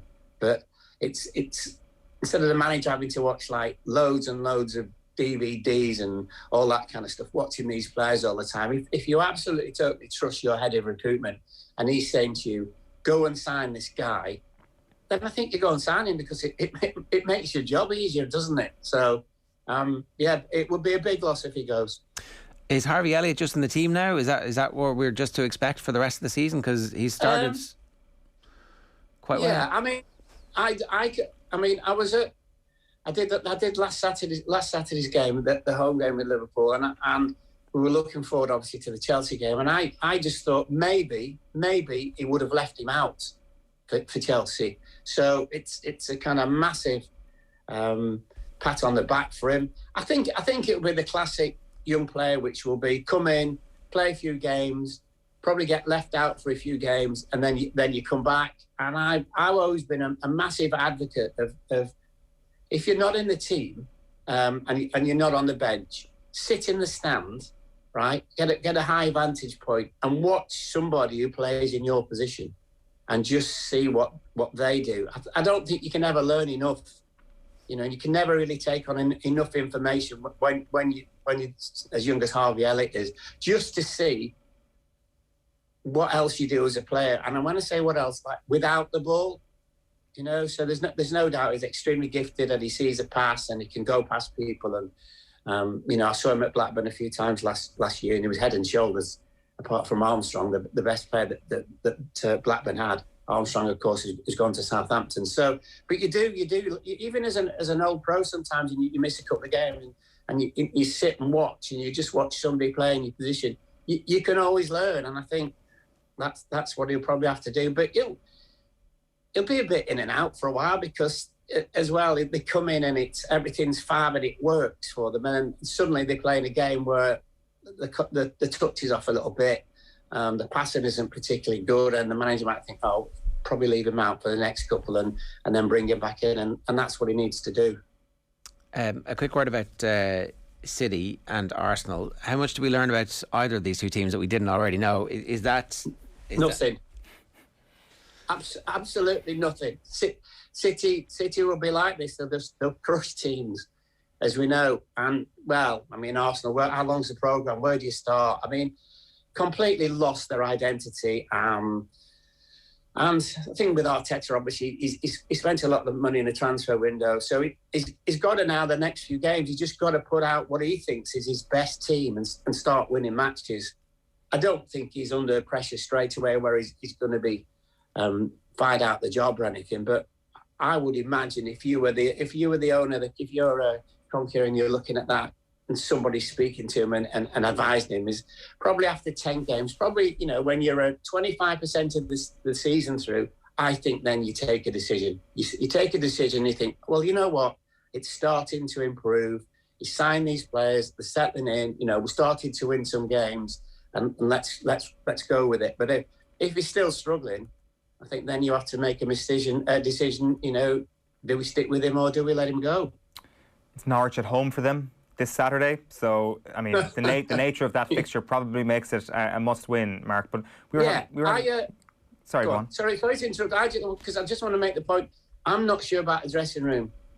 I'm just not sure. And I'm, you know, Aubameyang, Lacazette, you know, very, very good players.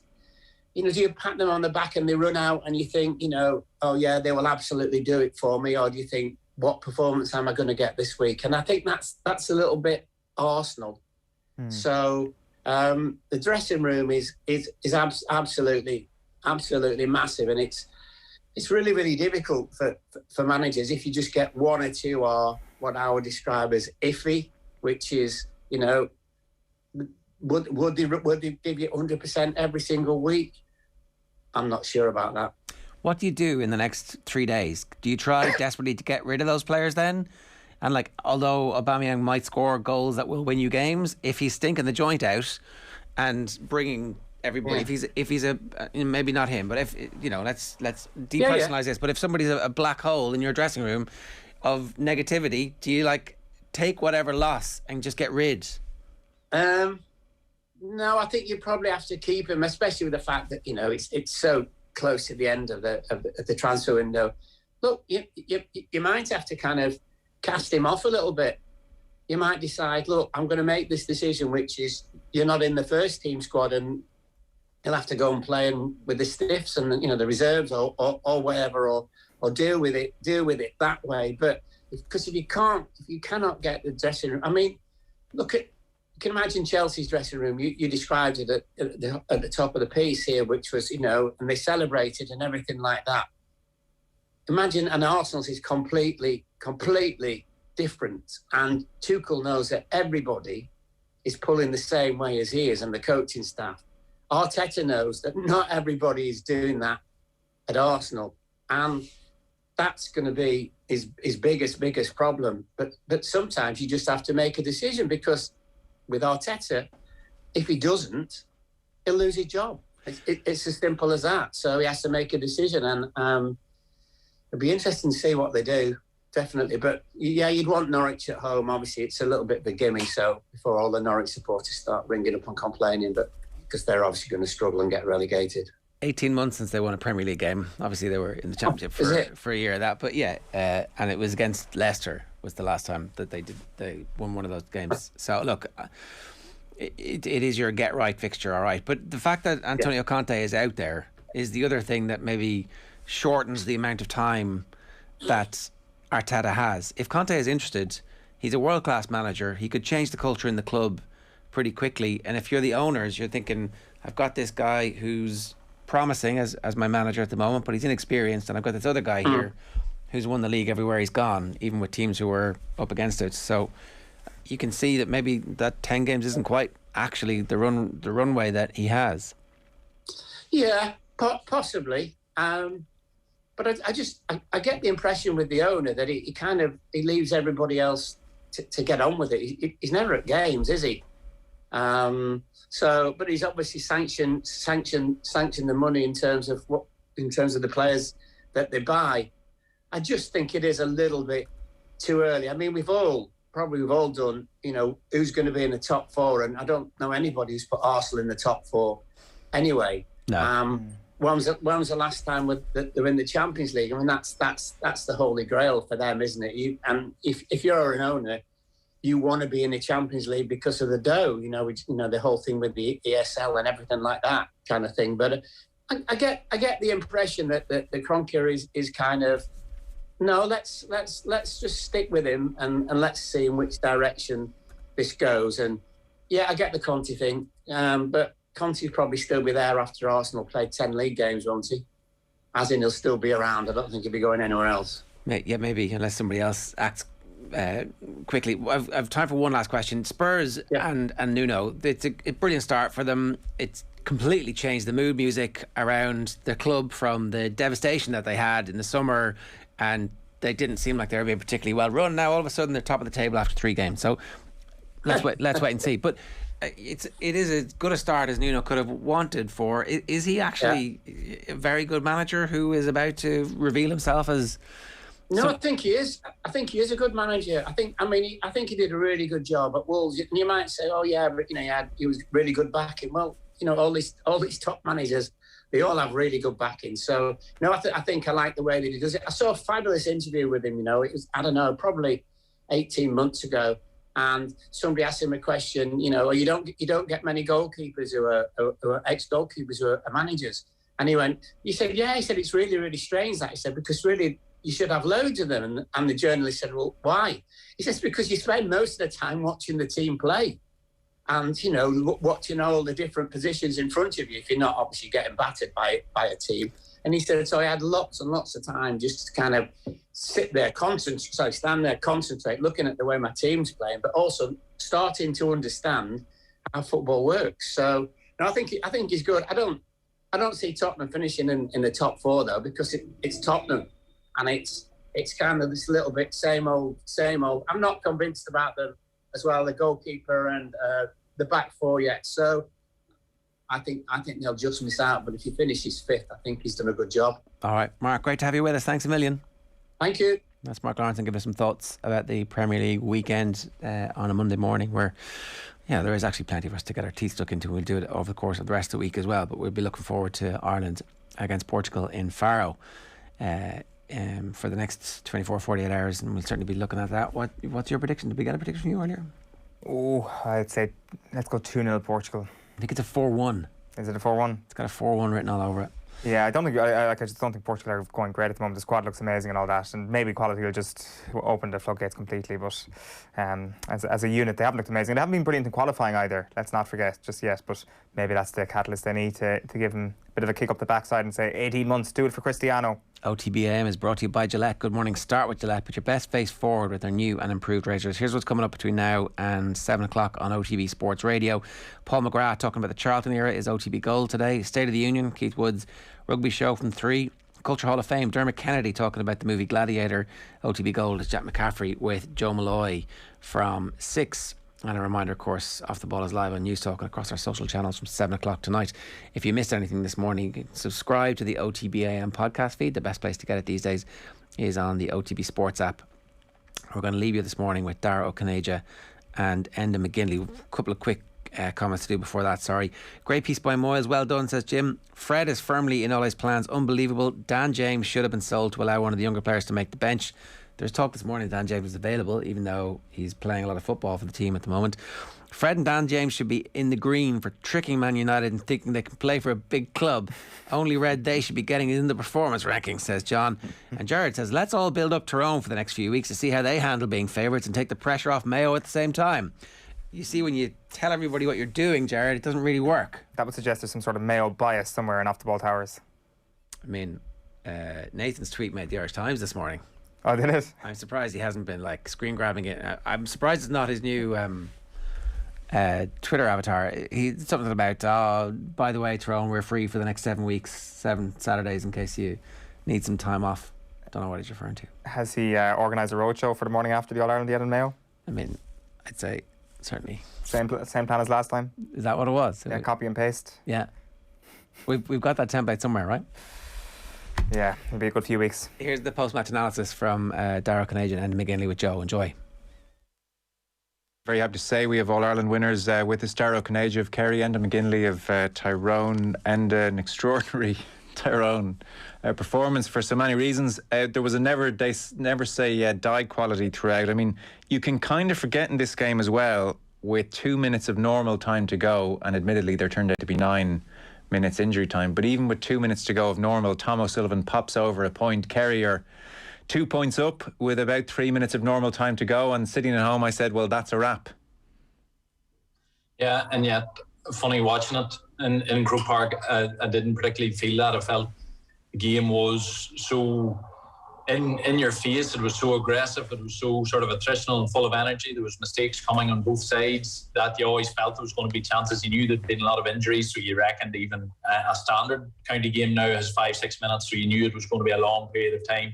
And Tyrone looked to have the energy. Kerry were cramping more than Tyrone even at that stage, so you always knew there was a chance. And listen, Tyrone wouldn't have been disappointed 1 or 2 points down. Tyrone were coming in as rank underdogs. So from a player mindset point of view, when you're coming in as a rank underdog and you've still got something in that fight with 2 minutes to go or coming into injury time, you're more than happy. You throw the kitchen sink at it, knowing that you've got to that final hurdle. And for Tyrone coming into this game against what was an unbelievable Kerry side, and the results that they'd been chalking up and the scores that they'd been chalking up, for Tyrone it was about hanging in there. And if you were there at the death, well, you would have known that Kerry hadn't been particularly tried and tested this year. They hadn't really been to them deep corners of tough games against tough opponents where Tyrone had been, and that has always been down through the years across a number of Kerry battles. I know for myself, the player group that I was a part of, that was always part of our psyche too, that if we can bring these boys down to the last 5 minutes,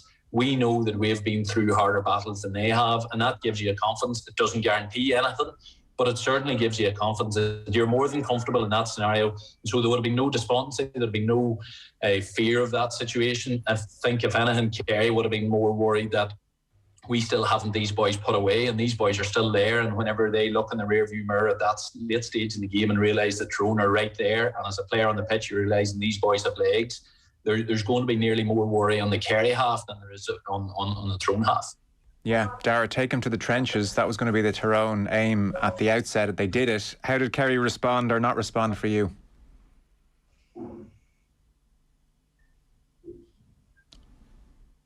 I think we've just lost Dara O'Connor. We'll bring him back in a second.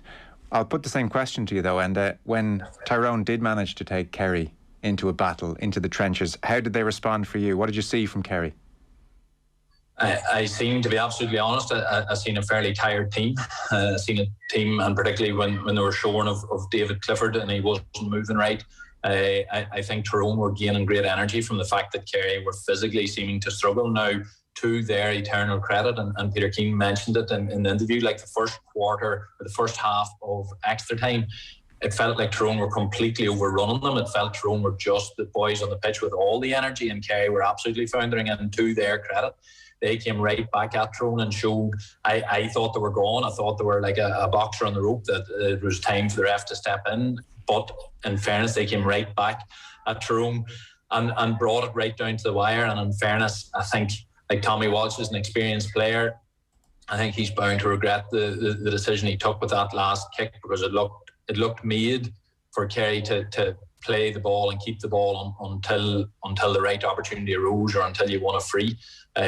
So I know a lot has been made that Kerry died away. I think that's a fairly easy conclusion. I think to the players' credit, it was not going their way. Tyrone were the team with the energy and got the goal at a critical time, and they were struggling up front, and yet they stuck at it. So would have to be careful to completely dismiss Kerry, but I suppose from a Kerry point of view, they'll be worried about the conditioning issue that seemed to present yesterday at critical stages, and Tyrone seemed to have that extra inch in their step, and it made a big difference at the end. Yeah. Dara, the conditioning issue for sure, and also some of the decision making has been roundly criticised, the reliance on Clifford. A lot went wrong for Kerry as that game continued yesterday, not least extra time.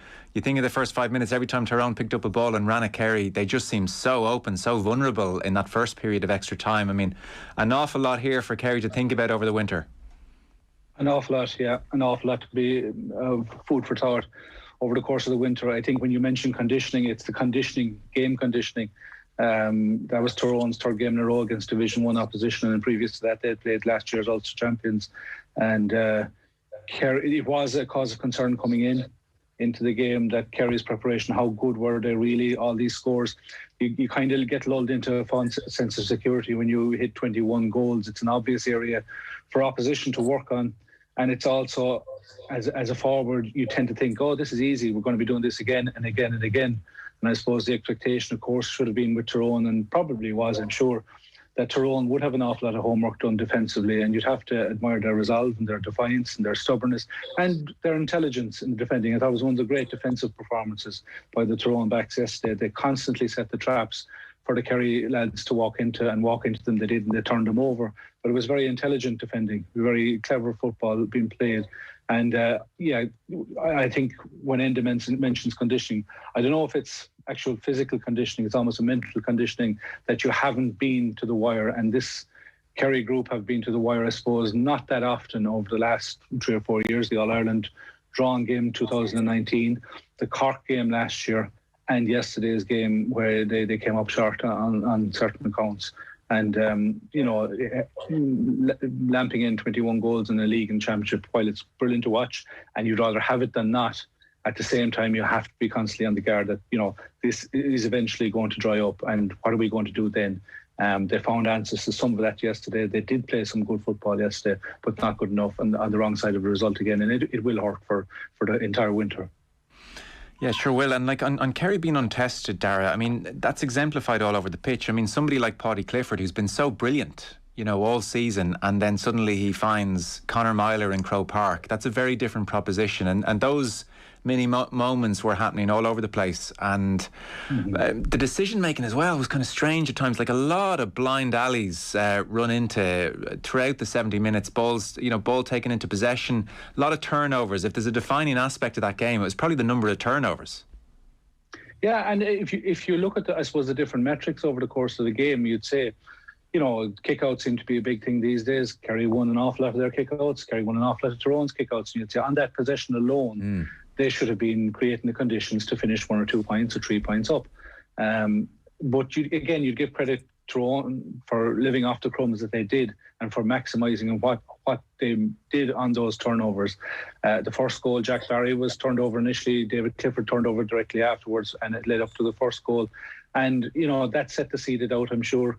Things that weren't going right for Kerry as well. It was the first inkling I got, maybe this is not going to be a good day, was where Kerry worked one of their goals and actually had it disallowed for Stephen O'Brien inside the square. There were elementary errors, in the punch pass and being in the square even.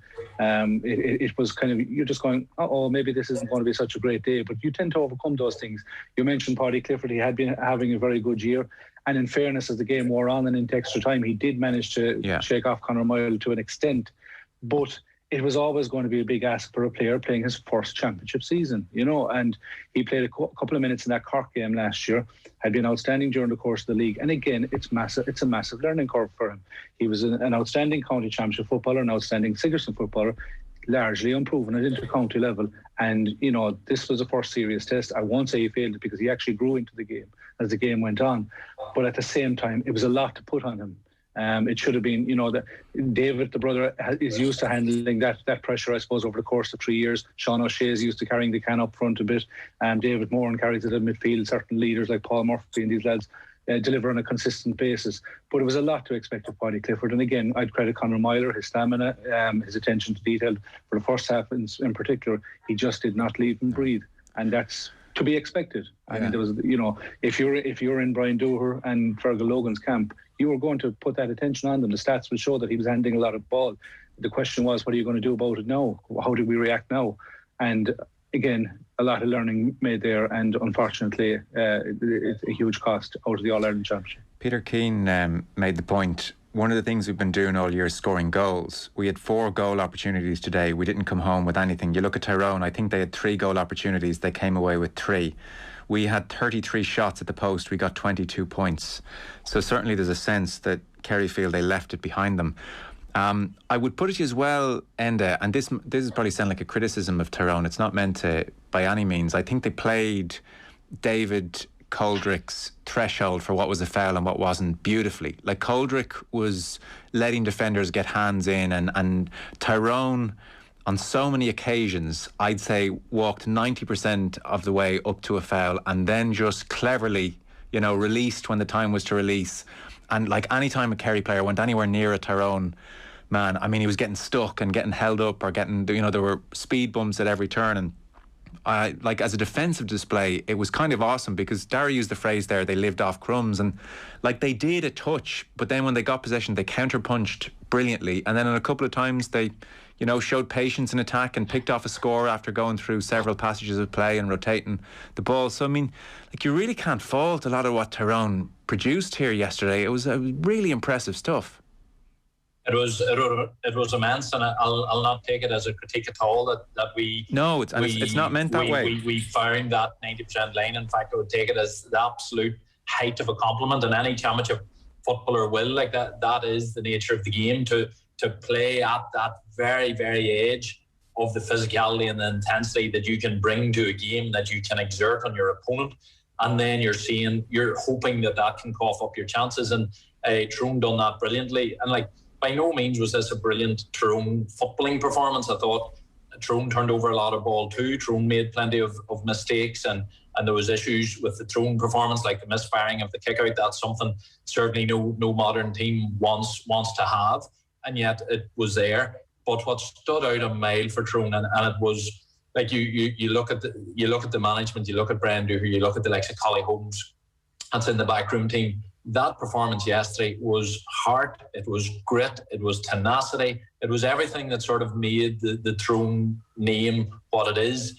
And going home yesterday, the pride within the Tyrone people of that performance, not that it was brilliant football, and we know this team can play even better football. We know as an attacking force they have more to offer maybe than Tyrone has carried with it for probably 8, 9, 10 years, and you can really see why Mickey Hart wanted that extra year, because he could see the attacking potential that was there. But in saying that, the defensive display, and I said it before, that was one of the things I was being confident about, because Tyrone have stepped away from a real, as nearly all teams have now, an absolute blanket defence or permanent sweepers or permanent dual sweepers and all of that. It's very man-to-man a lot of the time back there. But in the likes of Padraig Hampshire and the likes of P.T. Hart and the likes of Ronan McNamee and the likes of McKiernan, like Conor Myler with the role he plays, defensively they manned up man against man, and it's almost as if the change in the tactics of the game, and this is the game as a whole among all the counties, where it is more sort of man-to-man, more in your face, more battles all over the pitch. That suits perfectly Tyrone's style, where they want to bring a lot of energy to the game. And yesterday, coming in as underdogs with the hammering in Killarney, you have to go back to the impact that hammering in Killarney had on that Tyrone team, and the authority it gave to the managers to strip away any egos, to strip things back to bare bones, and demand of the fellas the rudimentary things that you have to bring to this level of sport, which is a huge aggression and work rate. And they brought it in spades yesterday, and it was immense. It was a fine line playing that Kerry forward line. It feels and it felt yesterday like a high wire act. Kerry did have 3-4 good goal chances. On another day, they could have took a couple of them and Tyrone would have been out. But the likes of P.D. Hart's tackle or block The likes of Michael O'Neill got in a phenomenal tackle on Sean O'Shea in the second half. The wee fine line of that square ball in the first half. Like, just these games are fine margins, and a lot of people are sort of putting the boot into Kerry to a certain extent, and I can understand that from a viewpoint of they were coming in as the vaunted team and got caught essentially by Tyrone. But Tyrone rode the fine lines yesterday. But as an underdog, you have to do that. No, you First do. and foremost, you have to bring that energy, and they done that in style yesterday. You do, and then you get your moments where Barry volleys the ball and goes straight to the Tyrone player, or Canavan shot comes back and McShane palms it in, and suddenly 6 points there before you know it. And I got the impression you were at the game. Because I was watching on TV, and suddenly there was this dynamic in the first period of extra time where any time Tyrone seemed to pick up the ball in the middle third, you could sense from the crowd that like a break was on, a big counter was on, and it seemed like Kerry were just suddenly so vulnerable from, Tyrone in possession 50 metres out. What was going on in Kerry's half of the field there? Because it was out of picture, obviously, but you could sense from the crowd and the Tyrone body language that like there was a goal on almost from 50 metres out. There was, I think that was maybe Matty Donnelly's turnover. Like, Matty Donnelly done huge work. And again, his performance almost typified what I was saying, where it wasn't perfect. Matty made mistakes. He probably didn't, in aspects of the game, he didn't have the impact he would have wanted. And yet 2, 3, 4 massive plays were purely about his desire to try and get a hand in and try and win the ball.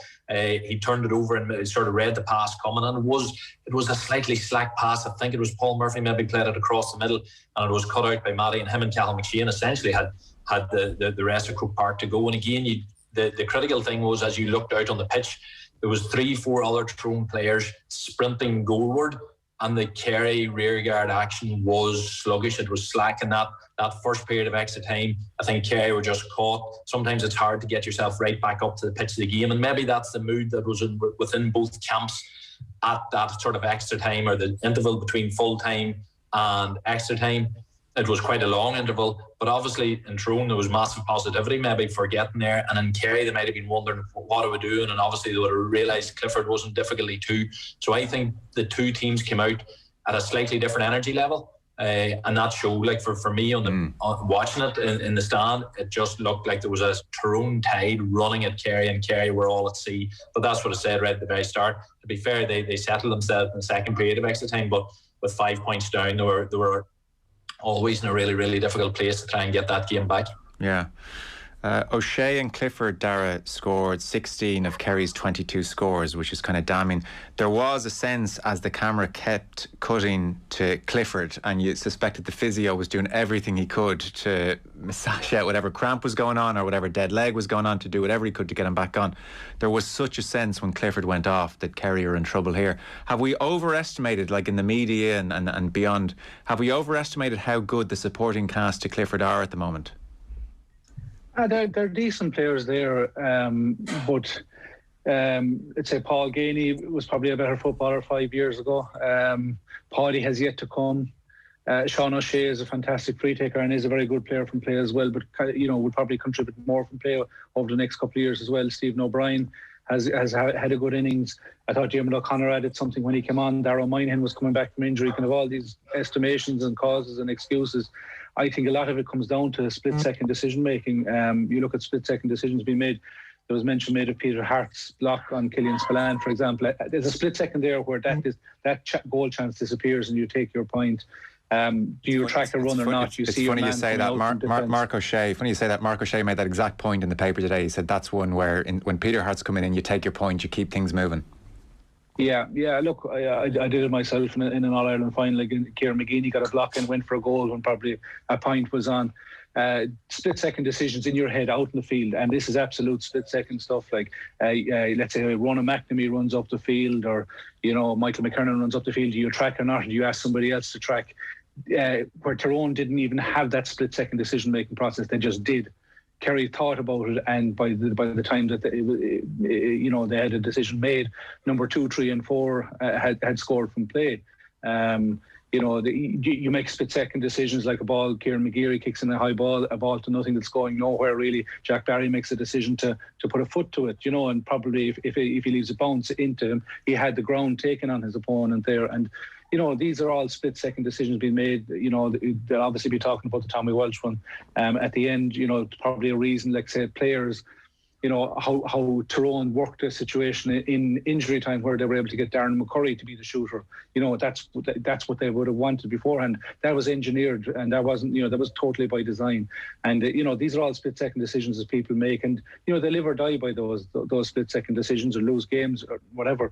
I mean, I think it would be remiss of us as well not to mention probably one of the greatest free kicks I've ever seen in Croke Park by Niall Morgan. It was outside the 70-yard. Like, there was a time when you'd be happy to kick a 50 in a game of football. Now they're kicking them from 70 and beyond. I mean, he had to kick it because it was the last kick of the first half. But you lose a game by a point, and you look at a kick like that. It was a massive, massive kick, and he can take credit for that. And it's huge credit for that.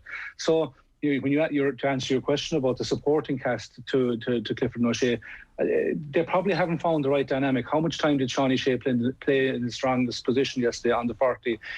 Before the game, I would have thought the fact that Kerry were moving and interchanging so often up to now in the league and championship, that it was actually an advantage. I don't think so yesterday. I think it didn't fool anybody, only themselves, really. I think Tyrone were on to it fairly early. Paul Ganey is an inside line man. When he was winning his All-Stars a number of years ago, was always on the inside. Sean O'Shea on the 40. David Clifford has to be on the inside line. And when David Clifford moves out the field, which he's had to do over the course of his 3-year career at inter-county level, like a bit, that's just the modern game. You have to track your man and go out, but that's meat and drink to defenders. That's where you want them. So they're not bad players. They are the best. That's what's in Kerry. Paddy Clifford has added a bit to it this year. Diarmuid O'Connor will grow into it. Killian Spillane usually has more of an impact off the bench, but that's what's there. That is what's there. But it comes down to split-second decision-making. And I do think, and I will go back to that kind of mental conditioning that was there coming into the game. It had been a bit all too easy. Hadn't had enough of that 20-minute stuff against Cork. Yeah. Got a bit of a challenge against Dublin in the league. Other than that, I'm struggling to think of moments where Kerry were really tested. And that's the mental conditioning. I'm not sure it's a physical conditioning thing. You mentioned the space that was there in the first half of extra time, for example, Joe. Jason Foley, who had played quite well up to that point, was cramping badly at that stage. And maybe, again, spent maybe 3 or 4 minutes on the field more than he should have. That decision should have been probably made a bit quicker, but it's easy to say that from up in the stand. But he definitely was conceding space in those 3 or 4 minutes where Tyrone did the damage, having had played very well up to that point. And they're the decisions that are going to torment Kerry people right into the winter. They are. Darragh, do you expect to see Peter Keane back for year number 4? Kerry is an unforgiving environment. I find it kind of hard and sad to talk about, the way we treat our managers down here in Kerry.